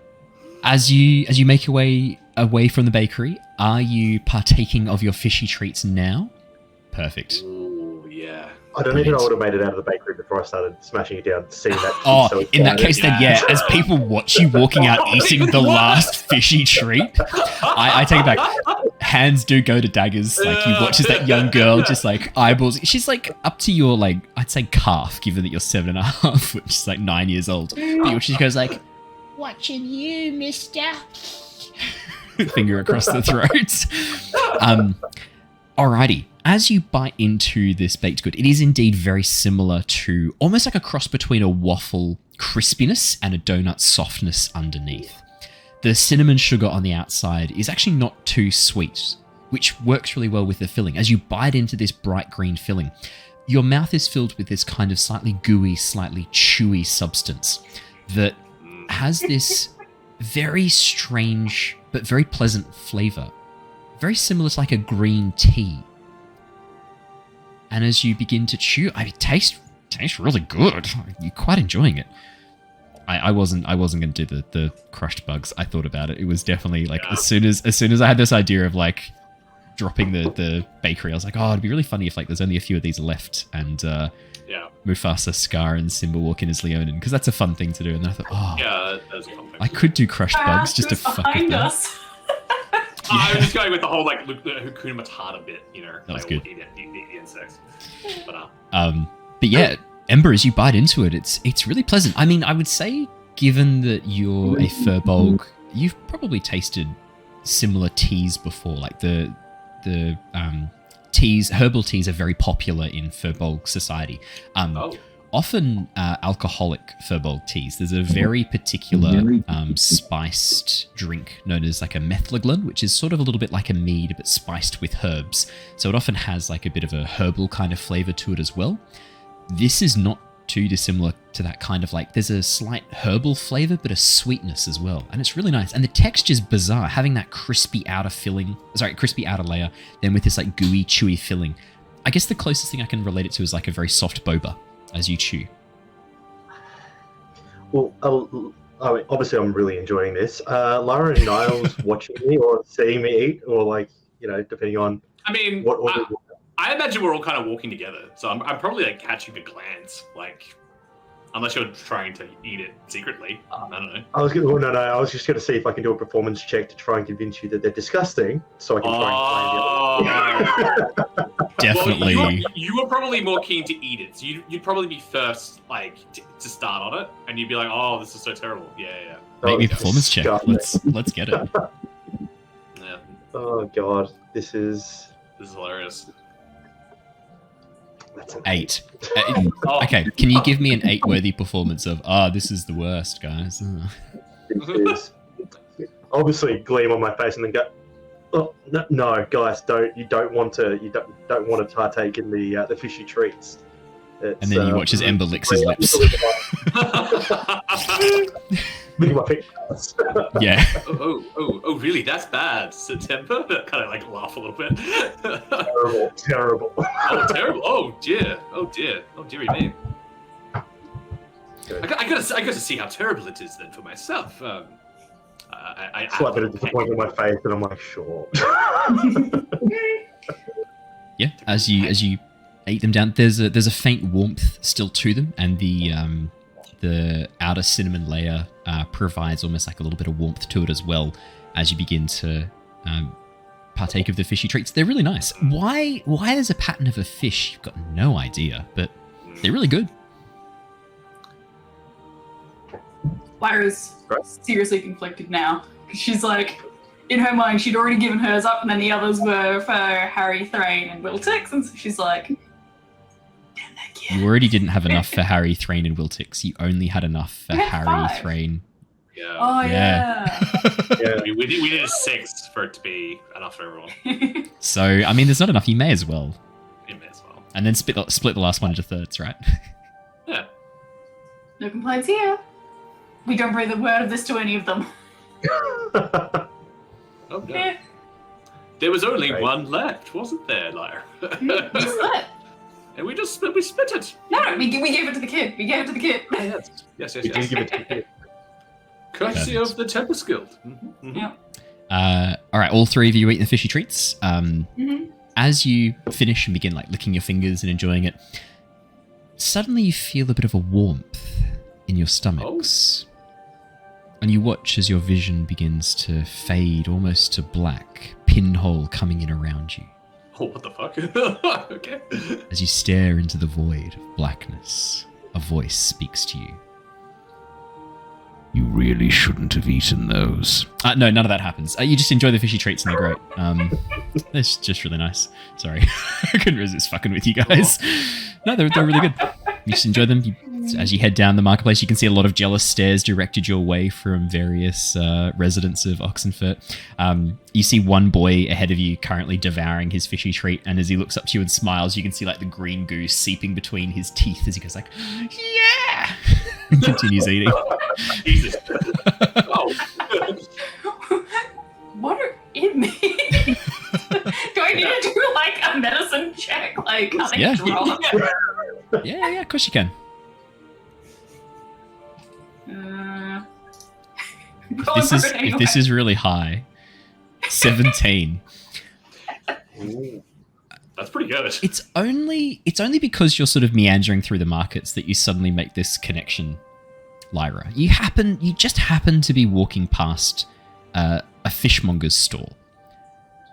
And as you finished off your fishy treat, you're enjoying it, you're feeling really good. And as you step past the store, as you just about to continue on, you suddenly stop, your eyes having caught sight of something a bit oddly familiar. As you look down, you see on a tray a series of what almost look like long cylindrical sea cucumbers, mottled on the outside with very large warts. And you can see that the person behind the stand is squeezing this bright green juice out of these warts on the sea cucumbers into vials. Oh. It's very similar in color. I don't even know. Can I walk up to the fishmonger? Yeah. As you step up, the Maloran orc looks to be in his late sort of 40s, 50s, greying hair tied back into these beautifully kept dreadlocks. Yeah, what is it? How can I help you? Hey, I couldn't help but catch the sea cucumbers that you were harvesting from just before. It looks really, really familiar to a herbalism product that I used to get way back home. This doesn't have like really cool addictive properties to it, does it? No addictive properties. Just tastes really good when you boil it down. Add a bit of sugar. It also is good at deoxygenating bad oxygens. How much are these sea cucumbers? For the whole thing? Or just the green juice, one or the other? I can give you a vial of green juice for 8 copper. Oh, sweet. Hey, Niles, could I borrow a couple of silver? Oh, yeah. Niles, I need money. I give you all my gold. I'm buying sea cucumber pus. Oh, yes. Thank you. Can I love it. 5 vials, please? Of course you can. Yeah, no problems at all. You want me to wrap them up for you? Yes, please.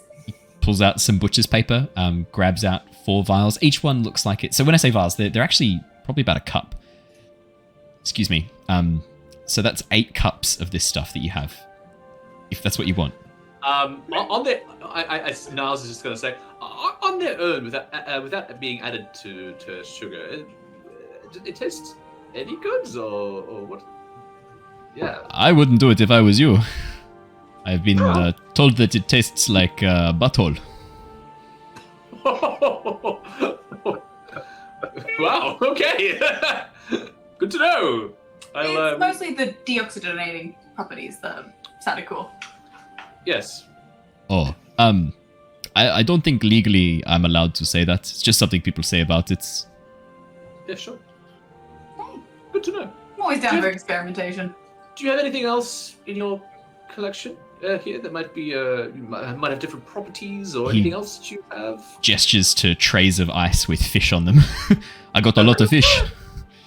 And some crab. I can see that, yes, but what about anything like the sea cucumber? Do you have anything else that might have any sort of interesting properties? No, I wouldn't even stock these if they weren't so easy to fish. Oh, okay.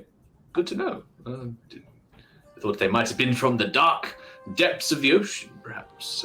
No, I fished them out of the canal, as he points down behind him. I do not know the sea very well. I am from the mountains. I am an Owlin.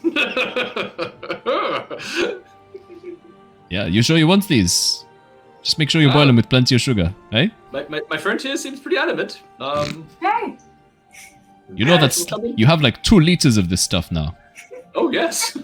You never know what you can do with random stuff you find. I would be reticent to use more than a tablespoon in like 3 cups of water with some sugar. Hey, maybe I'm gonna throw it at something I really don't like. It goes really thick and viscous when you boil it too. It becomes almost like a paste. Yes. Yeah, no, it's like I said, you never know what you're gonna come across. I mean, I put a bunch of mushroom ashes in a vial, and turns out it was a treasure to someone. I mean, I carry around this stuff for a couple of days. You never know who I'm gonna run into that wants it. It's true. It's weird. The bakery buys lots of this stuff from me too. Yeah, funny that. Yeah, people seem to be going nuts for treats at that bakery. Wait. He looks back. How much silver are they charging for each one of those fishy treats? I was sold for 5. Maybe I could cut out the middleman.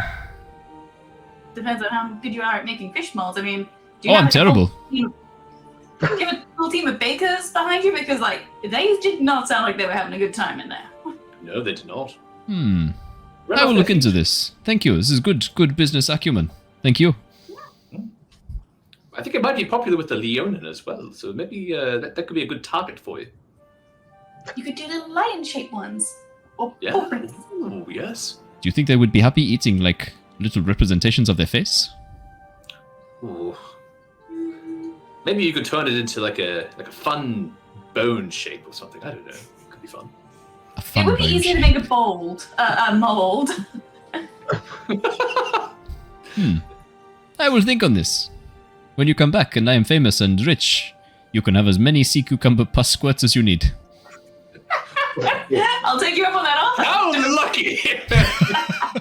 That's what we've always wanted. My goodness. My associates will be so pleased. You can use it as aftershave as well. A few dabs on the neck.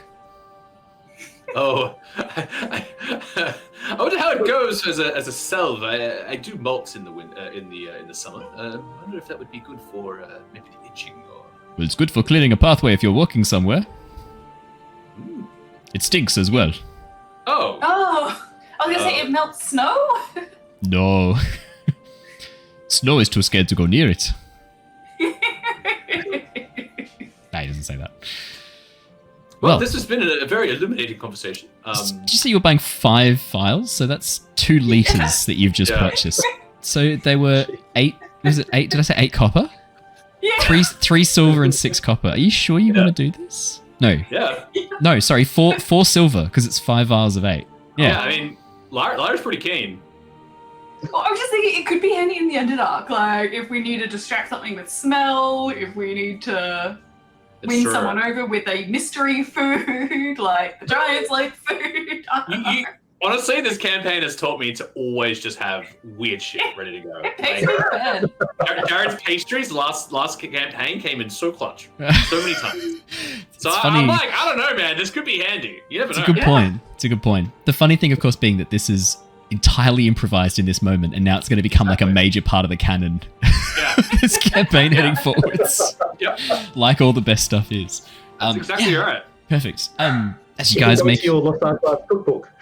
Yeah, shit. Although obviously it won't use actual pus, it'll use green tea. It'll use matcha. Yeah, sure it will. First, you take the sea cucumber and you squeeze it for its juices. No need to filter. All of those little particles, they are the protein. I just imagine that bit from Rick and Morty. Oh, you take the floor from there. Trying to make the what is it they're making? The I can't remember. Plumbus. The plumbus. Plumbus, yeah. I was thinking Futurama, the slurm. I was thinking slurm as well. Yeah. I was channeling Slurm for that. Incredible. That's definitely the reference I was going for there. Yeah. Originally, I was going to make it much more obvious and have it be like a giant worm above the bakery that they let go up and milk. Then I thought, that's a bit on the nose. Wow. It's a bit far. I like this better. Sea cucumber would somehow seem less bad. Yeah, how does that work? It's an animal still, just so you know. Sea cucumbers aren't, like, I know they're called a cucumber, but they're not a vegetable. They're an animal, like a starfish. And their mouth and anus is the same hole. So then what are the wards? The more you know. The more you know. So. I mean, the people love them, so maybe it's a secret ingredient. It's true. That we may need. What would you guys like to do next? I think we're having a really good time in this. This is just the best. Lyra's just thinking of about 101 different uses or potential uses for this smelly pus. Is it safe to assume that you put that in the bag of holding, Lyra? If you don't mind, making sure it's very well wrapped, no chance of breakages. Jeez. I love the idea of you reaching into the bag of holding and your hand just squishes into the solidified pus, and as you pull it back out, everything's stuck inside. You have to excavate it like some sort of like sensory. Yeah, like flubber. It's like a little sensory activity to excavate all the stuff from the slime. Wow. Perfect. Alrighty. What would you lovely people like to do? I think I need a drink after all this. Yeah, fair enough. As you make your way... So you go. I was just saying, let's go to the pub. Yeah.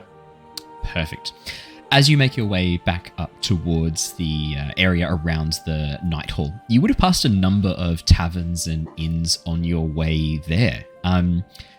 Probably the one that would stand out. Actually, tell you what, let's not have me describe that. I would like you to roll me. Can each of you please roll me a D8? Yeah, do that.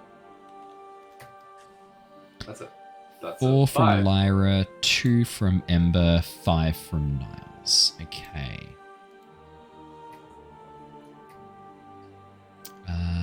Okay, here we go. The inn that draws your eye as you're making your way back up is actually located quite close to the university. As you meander your way back, taking a few of the side streets, you come close to the university district, and probably an easy walk to it is what looks like a combination between a student tavern and an area for people of the general population to mix together. It's called the Thirsty Sage, and on the outside of the sign you can see a person in very stylized wizard robes, pouring a flagon into their mouth, and leaves are pouring out of it, what look like sage leaves. And their hat proudly proclaims them to be a wizard with 2 Zs on the hat. Red robes, red hat. Very scrawny looking fellow, the wizard, with very haphazard facial hair.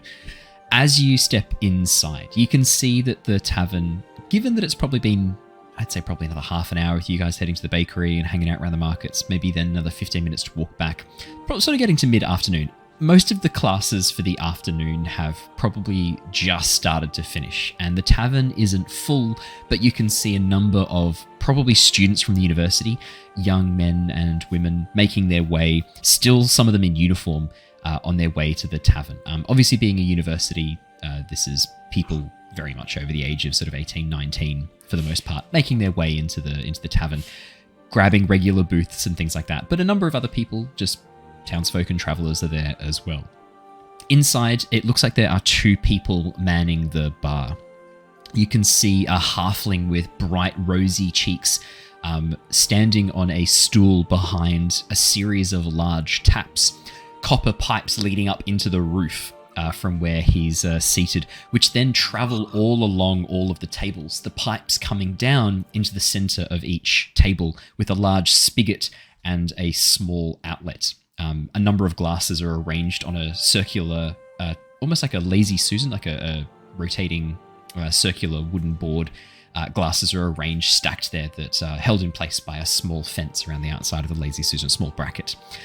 As you step in, the halfling's partner, a very, very beautiful, stunning-looking high elf, leans down, gives him a kiss on the head, and then walks towards you. It's hard to know how old she is. Her face looks very timeless. She could be anywhere between, I guess the human equivalent would be anywhere between like 20 and 40, but really no way to tell. Given that she's a high elf, she could be anywhere between 100 to 400 or 500 years old. And as you step into the tavern, she smiles, heads on over with some menus and passes them to you. Welcome, welcome. You are here for food and drink, no doubt, eh? Could I get you a table, a booth? Yes. Now, if you don't mind me saying, I do not recognize your faces. Is this your first time to the Thirsty Sage? Ah, yes. So you will not know how things work here. Take a seat. When you want a drink, you call out to my partner, Phineas, behind the bar. You tell him what drink you want. He will activate the tap. It will travel through the pipes down towards your bench, and then you may pour yourself drinks from there.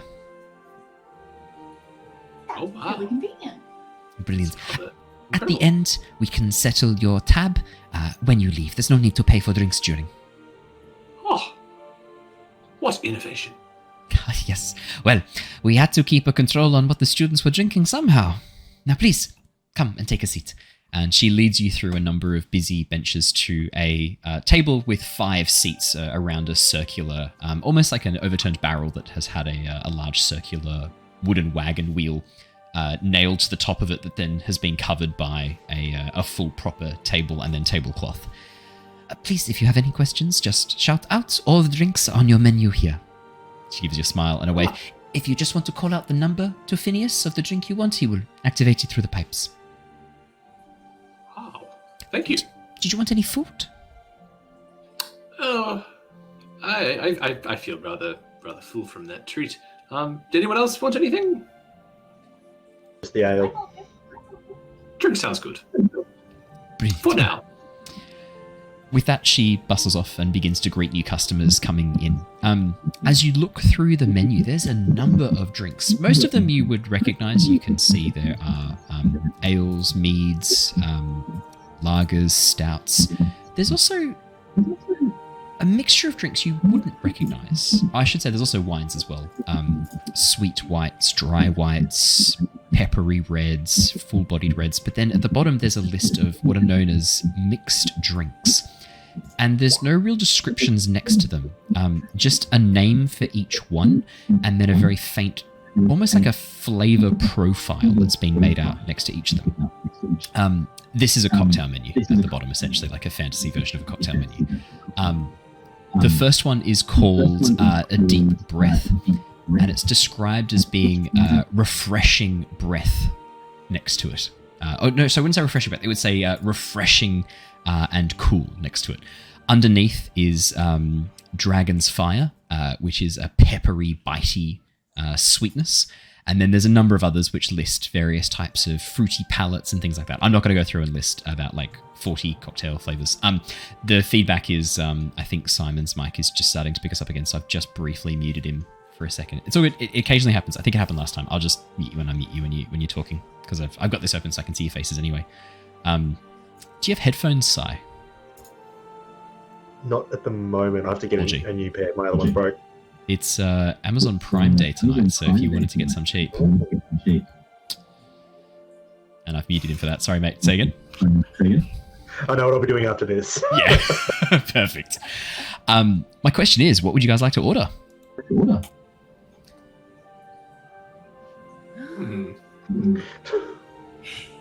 Ale for Ember, easy. Yeah, it's the first one, I guess. Yeah. So, do you guys want to go for one of the mixed drinks, or ale, beer, wine, cider? I think Niles is probably feeling a bit adventurous. You know, this is a very adventurous sort of experience he's having. So he'll probably go for one of the mixed drinks. Yeah. Would you go for? I described a couple, but like in the interests of keeping it flowing, would you be keen on trying something sweet, spicy? I think the first few that I described, the Deep Breath, which is cool and refreshing, the Dragon's Fire, which is like hot and spicy, and then some other fruity ones underneath it. Oh, I think he's going to go right into it. He's going to go for the spicy one. Spicy Dragon's Fire. Dragon's Breath. Yeah, Perfect. Dragon's Fire. That's it. Yep, I was that too. As Ember calls out a 1, which is the ale at the very top of the menu. There's actually a couple of different types of ale, Ember, but I'm guessing you're just after like a standard, like pale ale, no messing around. You basically want the equivalent of a Furphy. Exactly, something very simple. Perfect. As you call out a 1, you hear a chorus from the students around going, "Hey, a 1!" And there's a bit of laughter, and you watch as Phineas turns and goes, "There's always someone who's not very adventurous. You can have yourself a 1. He pulls on a lever. You hear the sound of clunking as the pipes begin sort of twisting and turning a little bit. And then as you reach over and pull the tap, Ember, your glass fills with a very golden amber ale. Fantastic. Quite thirsty at this point. I've had my treat. I'm going to go drink it as quickly as I can. Perfect. It's cool. It's like cooled. It's refreshing. It's not overly bitter. There's no like very strong malts. It's just a very standard pale ale, and it's good. Hits the spot. As you guys call out number 37, which is the Dragon's Fire, there's a ooh from some of the tables, and you hear the sound of students going, like banging the tables and chairs, like getting excited. And this is happening all throughout. As soon as anyone orders anything, there's kind of like a bit of a culture of reacting to each of the orders. You can tell the regulars have this almost like a joke thing in place. The students having a bit of fun. Phineas looks over at your table and goes, "Newcomers, all right, I'll give you a taste of the fire." He reaches down and pulls another lever. You'll be wanting to use the small glasses, and I would take my advice on that one. He takes his advice. Yeah. Perfect. As you pull the lever on your table, you watch as this bright, fiery red liquid pours out into the smaller glasses. These ones are roughly about, like, I'd say probably 2/3 of a cup in volume. And as you fill it, the smell that comes off this is this hot, spicy cinnamon and ginger, and your eyes water for a second as you sort of like lean over and fill your glasses. As you take a sip, the first thing that hits your palates is a very moderate sweetness, quickly replaced by a very hot cinnamon and ginger burn that passes down and over the back of your tongue. As you sort of like take a breath in, the burn intensifies ever so slightly. Oh no. And then as you swallow and then like have another breath, the sweetness begins to take back over your palate once again, replacing the heat with a very welcome sweetness. all eyes are on your table as you drink these. I am going to get both of you to roll me a Constitution saving throw, just to see what your reaction is. Constitution. Oh no! That's a 5. That's not good. 20 from Niles. Niles, you take this like a champ. You just... Yeah. Not even a sip. You have a gulp. And you absolutely... Like, the burn is good. It is sweet. It is hot. It is nice. You enjoy this. No one's paying attention to you, though. No one sees this. Because next to you, as Lyra takes a big gulp as well, I'd say probably going for the sip. Actually, no, I'm going to rephrase that. Lyra, you go for the sip, but you make the classic blunder of breathing in to suck it in. Oh, yeah. She totally tried to shoot it. Like, Oh, no. She's like, Okay. it's a giant shot. Okay. In that case, then, as you try to shoot it, the burn, there's no sweetness. It's just the burn for you. You need the sip and the aeration to get the sweetness. As you down this, or attempt to down this, there's immediate burn in your mouth, and your soft palate takes the brunt of it. A moment later, fiery red liquid begins to drip out your nose, and the burn continues up the back of your sinuses and out your nose as you sit there going, You watch as her eyes begin to drip with tears, not the red liquid. It doesn't get that high.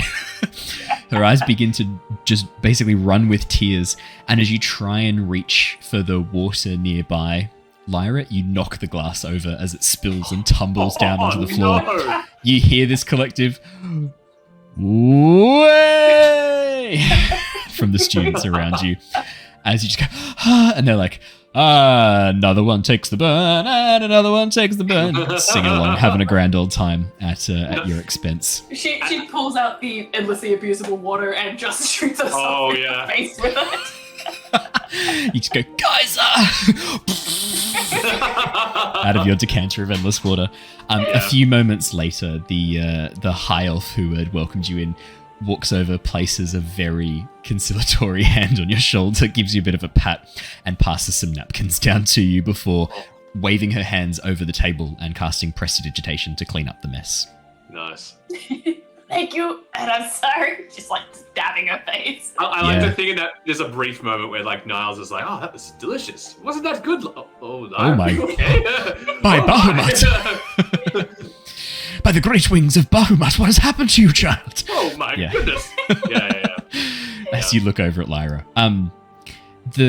all around you, the tables are filling up with students. Similar things are happening. It is not just Lyra who struggles with this. There's another drink at the bottom called Gut Punch, which you watch a number of people order, and every time they do, there's this moment of hushed as all conversation stops as they go, number 50! The bar just goes silent. And then you watch as Phineas, whatever he's doing, slowly turns and goes, your funeral? There's another pause. And then you watch as he reaches up, pulls down a lever, like this large tube from the ceiling, and then goes through this very elaborate, over-dramatized thing of connecting it, like standing back a little bit, like putting on some safety goggles as he pulls out an eyedropper and drops in just a drop of this green liquid into a hopper that goes into the thing, like turns a big spigot, and then all of the pipes around begin like blowing steam at the joints as it gets closer. You can see though that it is clearly his partner in the business casting minor illusion at each point. You can see her behind him. Oh wow, yeah. To heighten the tension. What emerges at the other end is this very like aqua green liquid that pours out. They have to bring a special glass over for Gut Punch. It's a tiny shot glass, like half a shot glass. And you watch as people take it, and then immediately their faces get sucked in as if they are drinking something impossibly sour. Wow. Niles is having a great time. Just FYI. He's loving this. Fantastic. Part of me would really love to see Threign trying to drink that. I was literally thinking this. I was actually, do you know what was going through my head? Niles is probably thinking, like seeing all this and going, I wonder if they do to go. I'd like to get a bit of a traveler. I think I know someone who would love this place. What we could do, because we are exactly at 2 hours right now. Amazing. We could wrap up here and have Harry and Threign ask around and come and find you in here later. If you wanted to spend a bit of time here enjoying yourselves, taking a moment to rest and relax, perfect. Easy done. I mean, the table's yours. There's 2 spare seats. So you're good to go. And while we're waiting for the others, if she's gonna keep her ear out to hear if, like, I don't know, if any of the uni students are taking classes on the Underdark. Yeah, like, I there's an excursion down there. Yeah. Could you roll Biology. me a perception check with disadvantage on account of you taking Dragon's Fire to the soft palate and sinuses? 11, 25. Okay. Yeah. Nice. I was going to ask if I could do a similar thing, but more to do with the Ganassi that we found in the... definitely a perception check. If they knew of anyone, or... Yeah, cool. Yeah. I'm not going to give you advantage, even though you're a fucking legend, the way you took that shot. Just a normal flat perception. 19. Yeah, cool. No mentions of Ganassi, Niles, that grab your attention, but there is a lot of discussion around elemental magic. It seems like the popular topic of the month, especially given the giants have recently come back to Nostea after being absent for so long, is understanding giant magic and runic magic, and knowing that there's a strong correlation between runic magic and elemental magic. Almost all of the giant technology you've seen so far is powered by a mixture of one or more of the elements from the elemental planes. There's a lot of hushed discussion and very open, broad discussion about theories, hypotheses, classes that they're taking. There's one research student there who's currently taking their PhD. You watch as they sit with their thesis in front of them and slowly tear up each page one at a time into tiny scraps. And the person who comes and joins them next to them goes, "Connor, I haven't seen you in ages. What's going on?" He just tears another one. "Oh, your thesis on why the giants disappeared." You watch as he tears another page. Oh no! What were your theories again, mate? Picks up another page and tears it. "Bad luck, mate." Gives him a pat on the back and walks off. I hadn't considered that as a possibility, but there you go. Yeah. Just thought that'd be fun. That's hilarious. No, yeah, a lot of mention of elemental magic and understanding it, but nothing about Ganassi. Lyra. Underdark.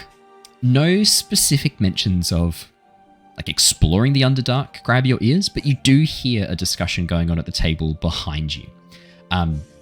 Two students who are clearly taking some sort of magiobiology, like magic biology, understanding the mixture of magic and biology in creatures, and understanding magical creatures, mention a creature that you have heard before in reference to the Underdark. They're talking about a creature called a roper.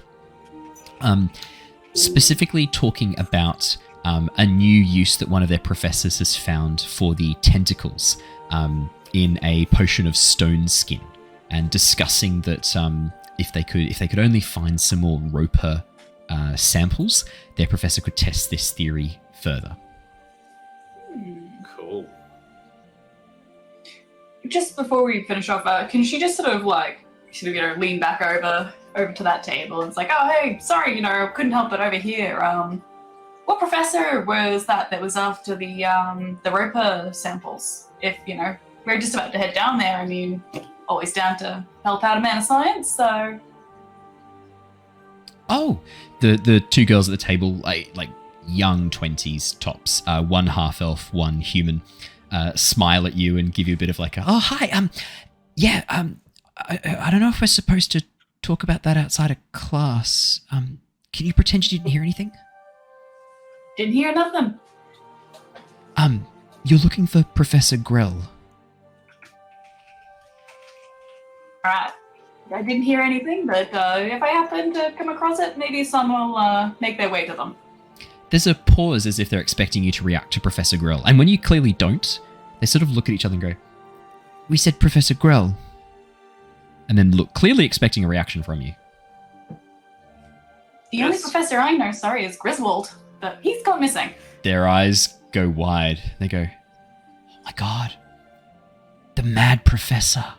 Yeah, he blew up half of the artificing wing." Yeah, he does that. We're also... So you haven't heard of Professor Grell? No. If it helps, I was dead for a while. There's a pause as the two girls sort of like look at each other and back at you, really confused. That's got to be the weirdest excuse for not knowing someone I've ever heard. Yeah, I was dead for a while. It's kind of the equivalent of I was under, I live under a rock. Wow. There was this pause, and the blonde half elf looks and goes, "Oh my god, I could get out of my literature review by saying that." I take it from me. I would advise what Lyra's been through. It's a bit of an arduous experience. Unless you like your. I believe I heard from someone that it was like your body was separated and your soul was in the Feywild for a while. I would recommend. Rescued by the Fey. Not looking forward to paying back that favor.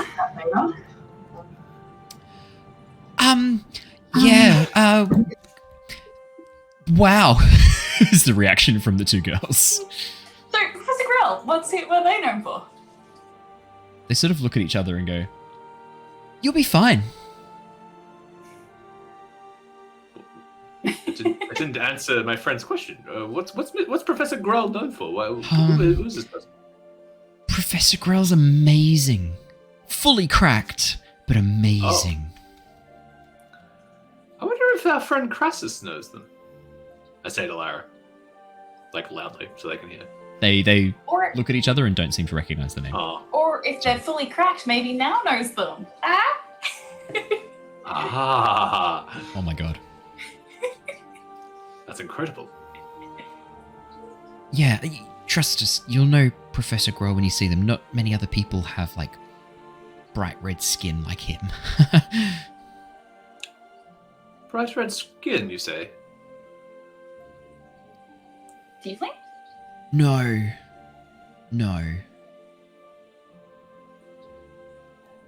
Okay, I'm sure we'll know when we see him. There's like a pause as if they're not sure what to say next.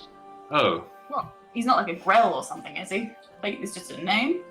Grell's his name. He's a hobgoblin. Oh! Cool. Hobgoblins are rare. I didn't think there were many in Oxford. No, there's not many in Oshia. Hobgoblins are more found around the southern part of the Shattered Isles and. Oh wow! Yeah, okay. Yeah, this is extremely rare then. Yeah, there's not a large population of hobgoblins. Hobgoblins, their numbers dwindled during the ruin. Obviously, when the betrayer gods fought against the gods, and hobgoblins, goblins, and orcs were kind of deployed as the main ground troops against most of the forces of the prime deities. A number of the hobgoblins rebelled against the betrayer gods, same as the orcs did. So the orcs that bound themselves to Melora and became the Meloran orcs, they were all ones who refused to follow the commands of Grumush. But the hobgoblins, the ones who pulled themselves away from control, never really replaced their god. And their numbers never really recovered in the way that the Meloran orcs did. They're kind of, it's a pretty rare sight to see a hobgoblin in Oshia. Outside of the Shattered Isles or the small communities on Balmia, they're pretty rare. What does and this is Niles talking now. What does Professor Grell specialize in? Sounds like a very interesting fellow.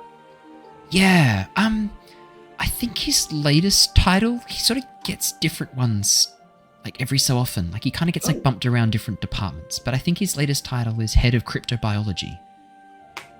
Oh, interesting. Could be good, Lyra. Might be able to bounce some information off them. I was thinking the same thing. Well, definitely worth the visit before we head down to the Underdark, maybe. See if there's any other ingredients he wants. I mean, if we're down there anyway, we can do a fetch quest for people. We're putting together quite the shopping list, aren't we? You pull out your journals and write down, fetch random shit onto your logbook update. Ba-boom. It's the Skyrim quest. See how expensive everything is? She's just like, I don't want to be relying on the gold for everything. True. That's very true. Perfect. Well, that might be a good place to wrap up so that our two other players can come and join you guys in the Thirsty Sage next session. Awesome.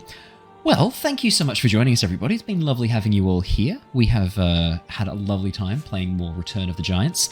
If you are looking for past episodes or you're looking for where to find all of our other things, you can do so. You can catch up on past things on our YouTube channel, which I thought I'd done a correct thing for, but it is not working. Maybe I'll try links. Try to remember which of the Twitch commands I've created, and I never can remember them because I am not so good at this. But if you want to catch past episodes of this, or Avatar Legends, or our Tyranny of Dragons campaign, or our current Curse of Strahd campaign, you can do so over at YouTube. If you just search at the Lost Archives D&D, or Lost Archives D&D will come up as the first result. Otherwise, I have now successfully put the link in chat. If you're watching this recording on YouTube or on the podcast, thank you so much, you bloody legends. If you could do us a huge favor and hit that subscribe button, we are only about 75 people away from hitting 1,000 subscribers. So if you could be a bloody legend and hit that subscribe button, we would be eternally grateful, and it means I can devote a bit more time and energy to creating awesome content, including the full guide to Nostea, which is a book I am working on in the background for anyone who wants to run our homebrew setting, wants to run games in our homebrew setting. The wiki that we have is kept pretty up to date, and most of the information that I use is on there. There's some extra stuff I'm adding in, as well as 2 new homebrew races I'm currently working on in the background as well, one of which you saw tonight. So that is all from us here tonight. Thank you so much. Remember, if you're in Brisbane this Sunday, come and watch me do D&D live at the Collectors Market. It's going to be really fun, and if it goes really well, we will be doing more live sessions as the Lost Archives, not just as guests with other people's D&D. But from all of us here tonight, stay safe, stay well. We will see you all again really, really soon. But until then, farewell, everybody. Goodbye! Bye, guys! See you later! See ya!